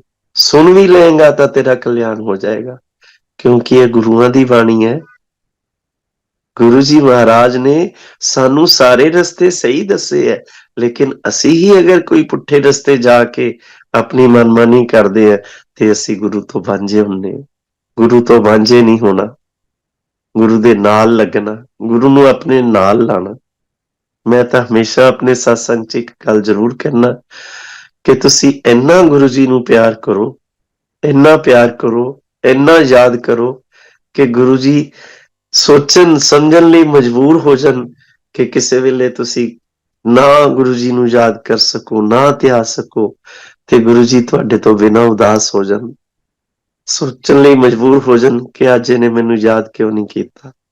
ਇੰਨਾ ਪਿਆਰ, ਇੰਨੀ ਪ੍ਰੀਤ ਬਣਾਓ ਗੁਰੂ ਜੀ ਨਾਲ ਕਿ ਗੁਰੂ ਜੀ ਤੁਹਾਡੇ ਔਰ ਤੁਸੀਂ ਗੁਰੂ ਜੀ ਦੇ ਹੋ ਕੇ ਰਹਿ ਜਾਓ। ਸੋ ਸੰਗਤ ਜੀ, ਮੈਂ ਤੁਹਾਡੇ ਅੱਗੇ ਇਹੀ ਬੇਨਤੀ ਕਰਾਂਗਾ, ਇਹ ਫਾਰਮੈਲਿਟੀਆਂ ਨੂੰ ਛੱਡ ਕੇ ਗੁਰੂ ਜੀ ਵਾਲੇ ਬਣੋ, ਕਿਉਂਕਿ ਕਲਯੁਗ ਦੇ ਵਿੱਚ ਸਿਰਫ ਔਰ ਸਿਰਫ ਸਾਡੇ ਗੁਰੂ ਜੀ ਮਹਾਰਾਜ ਤੋਂ ਉੱਪਰ ਕੋਈ ਨਹੀਂ ਹੈ। ਔਰ ਮੈਂ ਇੱਕ ਗੱਲ ਇੱਥੇ ਇਹ ਵੀ ਜੋੜਨੀ ਚਾਹਾਂਗਾ, ਹਰ ਇੱਕ ਦੇਵੀ ਦੇਵਤੇ ਦਾ ਸਨਮਾਨ ਕਰੋ, ਹਰ ਇੱਕ ਅੱਗੇ ਨਤਮਸਤਕ ਹੋਵੋ, ਕਿਸੇ ਦੀ ਵੀ ਕੋਈ ਇਸ ਤਰੀਕੇ ਦੀ ਗੱਲ ਨਹੀਂ, ਲੇਕਿਨ ਤੁਸੀਂ ਇੱਕ ਪਾਸੇ ਦਾ ਧਿਆਨ ਰੱਖ ਕੇ ਚੱਲੋ। ਜਿਹੜਾ ਇੱਕ ਪਾਸੇ ਦਾ ਧਿਆਨ ਮੈਂ ਉਹ ਇਸ ਲਈ ਕਿਹਾ ਕਿਉਂਕਿ ਸਾਡੇ ਗੁਰੂ ਜੀ ਮਹਾਰਾਜ ਦੇ ਤਾਂ ਤੁਸੀਂ ਇਹ ਸਮਝੋ ਅੰਗ ਸੰਗ ਜਿਹੜੇ ਹੈ ਉਹ ਨਾਲ ਚੱਲਦੇ ਨੇ, ਦੇਵੀ ਦੇਵਤੇ ਚੱਲਦੇ ਨੇ, ਰਿੱਧੀ ਸਿੱਧੀ ਨਾਲ ਲੈ ਕੇ ਚੱਲਦੇ ਗੁਰੂ ਜੀ ਮਹਾਰਾਜ। ਤੁਸੀਂ ਇਹਨਾਂ ਕੋਲੋਂ ਸਾਰੇ ਤਰ੍ਹਾਂ ਦੇ ਕੰਮ ਕਰਵਾ ਸਕਦੇ ਹੋ, ਸਾਰੇ ਤਰ੍ਹਾਂ ਦੀਆਂ ਆਪਣੀਆਂ ਮਨੋਕਾਮਨਾ ਪੂਰੀਆਂ ਕਰਾ ਸਕਦੇ ਹੋ। ਗੁਰੂ ਜੀ ਦੇ ਪੈਰਾਂ ਦੇ ਵਿੱਚ ਬੈਠੇ ਹੁੰਦੇ ਨੇ ਇਹ ਸਭ ਜਿੰਨੇ ਵੀ 9 ਗ੍ਰਹਿ ਹੈ, ਉਹ ਤਾਂ ਆਗਿਆ ਲੈਣ ਲਈ ਬੈਠੇ ਹੁੰਦੇ, ਫਿਰ ਗੁਰੂ ਜੀ ਤੁਸੀਂ ਆਦੇਸ਼ ਦਿਓ ਕਿਹੜਾ ਕੰਮ ਕਦੋਂ ਕਿੱਥੇ ਕਰਾਣਾ, ਅਸੀਂ ਕਰਕੇ ਆਈਏ। ਉਹ ਤਾਂ ਬੈਠੇ ਹੁੰਦੇ ਆ, ਤੁਸੀਂ ਇੱਕ ਗੁਰੂ ਦੇ ਹੋ ਕੇ ਰਹੋ। ਇੱਕ ਗੁਰੂ ਦਾ ਜਦੋਂ ਕੋਈ ਹੋ ਜਾਂਦਾ ਹੈ ਨਾ, ਉਹਨੂੰ ਕਹਿੰਦੇ ਇੱਕ ਬੇੜੀ ਦਾ ਸਵਾਰ। ਜਦੋਂ ਅਸੀਂ 2 ਬੇੜੀਆਂ ਦੇ ਸਵਾਰ ਹੋਵਾਂਗੇ, ਨਾ ਅਸੀਂ ਉਸ ਬੇੜੀ ਤੋਂ ਪਾਰ ਹੋ ਸਕਦੇ, ਨਾ ਅਸੀਂ ਉਸ ਬੇੜੀ ਤੋਂ ਪਾਰ ਹੋ ਸਕਦੇ। ਇੱਕ ਬੇੜੀ ਦਾ ਸਵਾਰ ਹਮੇਸ਼ਾ ਪਾਰ ਹੁੰਦਾ ਹੈ, ਔਰ ਮੇਰੇ ਗੁਰੂ ਜੀ ਮਹਾਰਾਜ ਤਾਂ ਓਦਾਂ ਵੀ ਇੱਕ ਪਾਰ ਲਗਾਉਣ ਵਾਲੇ ਹੈ। ਤੁਹਾਨੂੰ ਇਹਨਾਂ ਚੀਜ਼ਾਂ ਦੀ ਸਮਝ ਲੱਗ ਚੁੱਕੀ, ਤੁਸੀਂ ਸਤਸੰਗ ਸੁਣਦੇ ਹੋ, ਸਮਝਦੇ ਹੋ। ਇਹ ਤਾਂ ਤੁਸੀਂ ਬਹੁਤ ਕਰਮਾਂ ਵਾਲੇ ਹੋ ਕਿ ਤੁਸੀਂ ਇਸ ਤਰ੍ਹਾਂ ਸਤਸੰਗ ਸੁਣਦੇ ਹੋ। ਇਹੀ ਘੜੀ ਕੈਸੀ ਹੁੰਦੀ ਹੈ ਜਦੋਂ ਗੁਰੂ ਜੀ ਦੇ ਨਾਲ ਤੁਸੀਂ ਜੁੜਨਾ ਹੁੰਦਾ, ਗੁਰੂ ਜੀ ਨੂੰ ਸਮਝਣਾ ਹੁੰਦਾ ਹੈ। ਗੁਰੂ ਜੀ ਤੁਹਾਨੂੰ ਇੰਨੀ ਸਮਝ ਦੇ ਚੁੱਕੇ ਹੈ ਇਹਨਾਂ ਚੀਜ਼ਾਂ ਨੂੰ ਲੈ ਕੇ ਕਿ ਤੁਸੀਂ ਹੁਣ ਪਰੇ ਨਾ ਹੋਣ ਦੀ ਗੱਲ ਰੱਖੋ, ਤੁਸੀਂ ਇਹਨਾਂ ਦੇ ਨਾਲ ਜੁੜੋ, ਪ੍ਰੀਤ ਲਗਾਓ। ਸੋ ਮੇਰੇ ਕੋਲੋਂ ਇਸ ਤਰੀਕੇ ਦੀ ਗੱਲ ਜਿਹੜੀ ਹੈ ਉਹ ਤੁਸੀਂ ਸਾਰੀ, ਮੈਂ ਆਪਣੇ ਗੁਰੂ ਜੀ ਮਹਾਰਾਜ ਦੀ ਮਹਿਮਾ ਜਿਹੜੀ ਹੈ ਤੁਹਾਨੂੰ ਸੁਣਾਈ ਹੈ। ਤੁਸੀਂ ਇਸੇ ਤਰੀਕੇ ਪ੍ਰੀਤ ਨਾਲ ਸੁਣੀ ਹੈ, ਇਸੇ ਤਰੀਕੇ ਤੁਸੀਂ ਗੁਰੂ ਜੀ ਮਹਾਰਾਜ ਨੂੰ ਧਿਆਇਆ ਕਰੋ। ਗੁਰੂ ਜੀ ਦਾ ਬੜਾ ਹੀ ਇੱਕ ਸਿੱਧਾ ਜਿਹਾ, ਬੜਾ ਸਿੰਪਲ ਜਿਹਾ ਫੰਡਾ ਹੈ। ਉਹਨਾਂ ਨੂੰ ਬਹੁਤ ਹੀ ਪਿਆਰਾ ਆਪਣਾ ਇੱਕ ਮੰਤਰ ਜਾਪ ਜਿਹੜਾ ਹੈ ਉਹ ਬਹੁਤ ਪਿਆਰਾ ਹੈ। ਤੁਸੀਂ ਹਮੇਸ਼ਾ ਗੁਰੂ ਜੀ ਦਾ ਮੰਤਰ ਜਾਪ ਕਰਿਆ ਕਰੋ। ਔਰ ਨਹੀਂ ਤਾਂ ਜਦੋਂ ਕਿਤੇ ਫਰੀ ਹੋਵੋ, ਸਿਰਫ ਔਰ ਸਿਰਫ ਜੈ ਗੁਰੂ ਜੀ, ਜੈ ਗੁਰੂ ਜੀ, ਜੈ ਗੁਰੂ ਜੀ ਕਰਦੇ ਰਿਹਾ ਕਰੋ। ਦੇਖੋ ਤੁਹਾਡੇ ਅੰਗ ਸੰਗ ਰਹਿੰਦੇ ਗੁਰੂ ਜੀ ਮਹਾਰਾਜ, ਕਿਤੇ ਵੀ ਤੁਹਾਡੇ ਤੋਂ ਦੂਰ ਨਹੀਂ ਰਹਿਣਗੇ ਗੁਰੂ ਜੀ। ਤੁਸੀਂ ਆਵਾਜ਼ ਲਗਾਓਗੇ, ਤੁਹਾਡੀ ਆਵਾਜ਼ ਤੋਂ ਵੀ ਪਹਿਲਾਂ ਗੁਰੂ ਜੀ ਹਾਜ਼ਰ ਮਿਲਣਗੇ, ਕਿਉਂਕਿ ਗੁਰੂ ਜੀ ਆਪ ਇਹਨਾਂ ਚੀਜ਼ਾਂ ਨੂੰ ਸਮਝਦੇ ਹੈ। ਉਹਨਾਂ ਦਾ ਇਸ ਗੱਲੋਂ ਰਹਿੰਦਾ ਹੈ ਕਿ ਮੇਰਾ ਜਿਹੜਾ ਭਗਤ ਹੈ, ਮੇਰਾ ਕੋਈ ਸਤਸੰਗੀ ਹੈ, ਉਹ ਮੈਨੂੰ ਪੁਕਾਰਦਾ ਤਾਂ ਮੈਂ ਉਹਦੇ ਕੋਲ ਜਾਵਾਂ। ਜਿੱਦਾਂ ਕਿਸੇ, ਤੁਸੀਂ ਇਸ ਗੱਲ ਨੂੰ ਸਮਝ ਜਾਓਗੇ, ਜਿੱਦਾਂ ਆਪਣੀ ਸੰਗਤ ਨੂੰ ਭਗਵਾਨ ਦਾ ਇੱਕ ਰਹਿਣਾ ਹੁੰਦਾ ਹੈ ਕਿ ਹਾਂ ਭਗਵਾਨ ਨੂੰ ਮੈਂ ਮਿਲਾਂ, ਇਸੇ ਤਰੀਕੇ ਭਗਵਾਨ ਨੂੰ ਵੀ ਜਿਹੜਾ ਹੈ ਉਹ ਆਪਣੀ ਸੰਗਤ, ਪਿਆਰੀ ਸੰਗਤ ਨੂੰ ਮਿਲਣ ਦਾ ਰਹਿੰਦਾ ਹੈ, ਤੜਫ ਰਹਿੰਦੀ ਹੈ ਕਿ ਮੈਂ ਇਹਨੂੰ ਮਿਲਾਂ। ਇਸ ਤਰ੍ਹਾਂ ਦੀ ਤੁਸੀਂ ਗੁਰੂ ਜੀ ਨਾਲ ਪਿਆਰ ਜੋੜ ਲਓ ਕਿ ਇਹ ਤੁਹਾਡਾ ਰਿਸ਼ਤਾ ਜਿਹੜਾ ਹੈ ਗੁਰੂ ਜੀ ਦੇ ਨਾਲ ਕਾਇਮ ਹੋ ਸਕੇ। ਪੱਕਾ ਰਿਸ਼ਤਾ ਜਿਹੜਾ ਹੈ ਉਹ ਇਹੀ ਹੈ। ਤੁਹਾਡੇ ਅਸਲੀ ਰਿਸ਼ਤੇਦਾਰ ਗੁਰੂ ਜੀ ਨੇ। ਇਹ ਜਿਹੜੇ ਦੁਨਿਆਵੀ ਰਿਸ਼ਤੇ ਨੇ ਇਹ ਤੁਹਾਡੇ ਬਸ ਦੁਨਿਆਵੀ ਹੀ ਰਹਿਣੇ ਆ। ਉਹ ਰਿਸ਼ਤਾ ਜੋੜ ਲਓ ਗੁਰੂ ਜੀ ਨਾਲ ਕਿ ਗੁਰੂ ਜੀ ਹਰੇਕ ਰਿਸ਼ਤੇ ਵਿੱਚ ਤੁਹਾਨੂੰ ਨਜ਼ਰ ਆਉਣ। ਜੈ ਗੁਰੂ ਜੀ।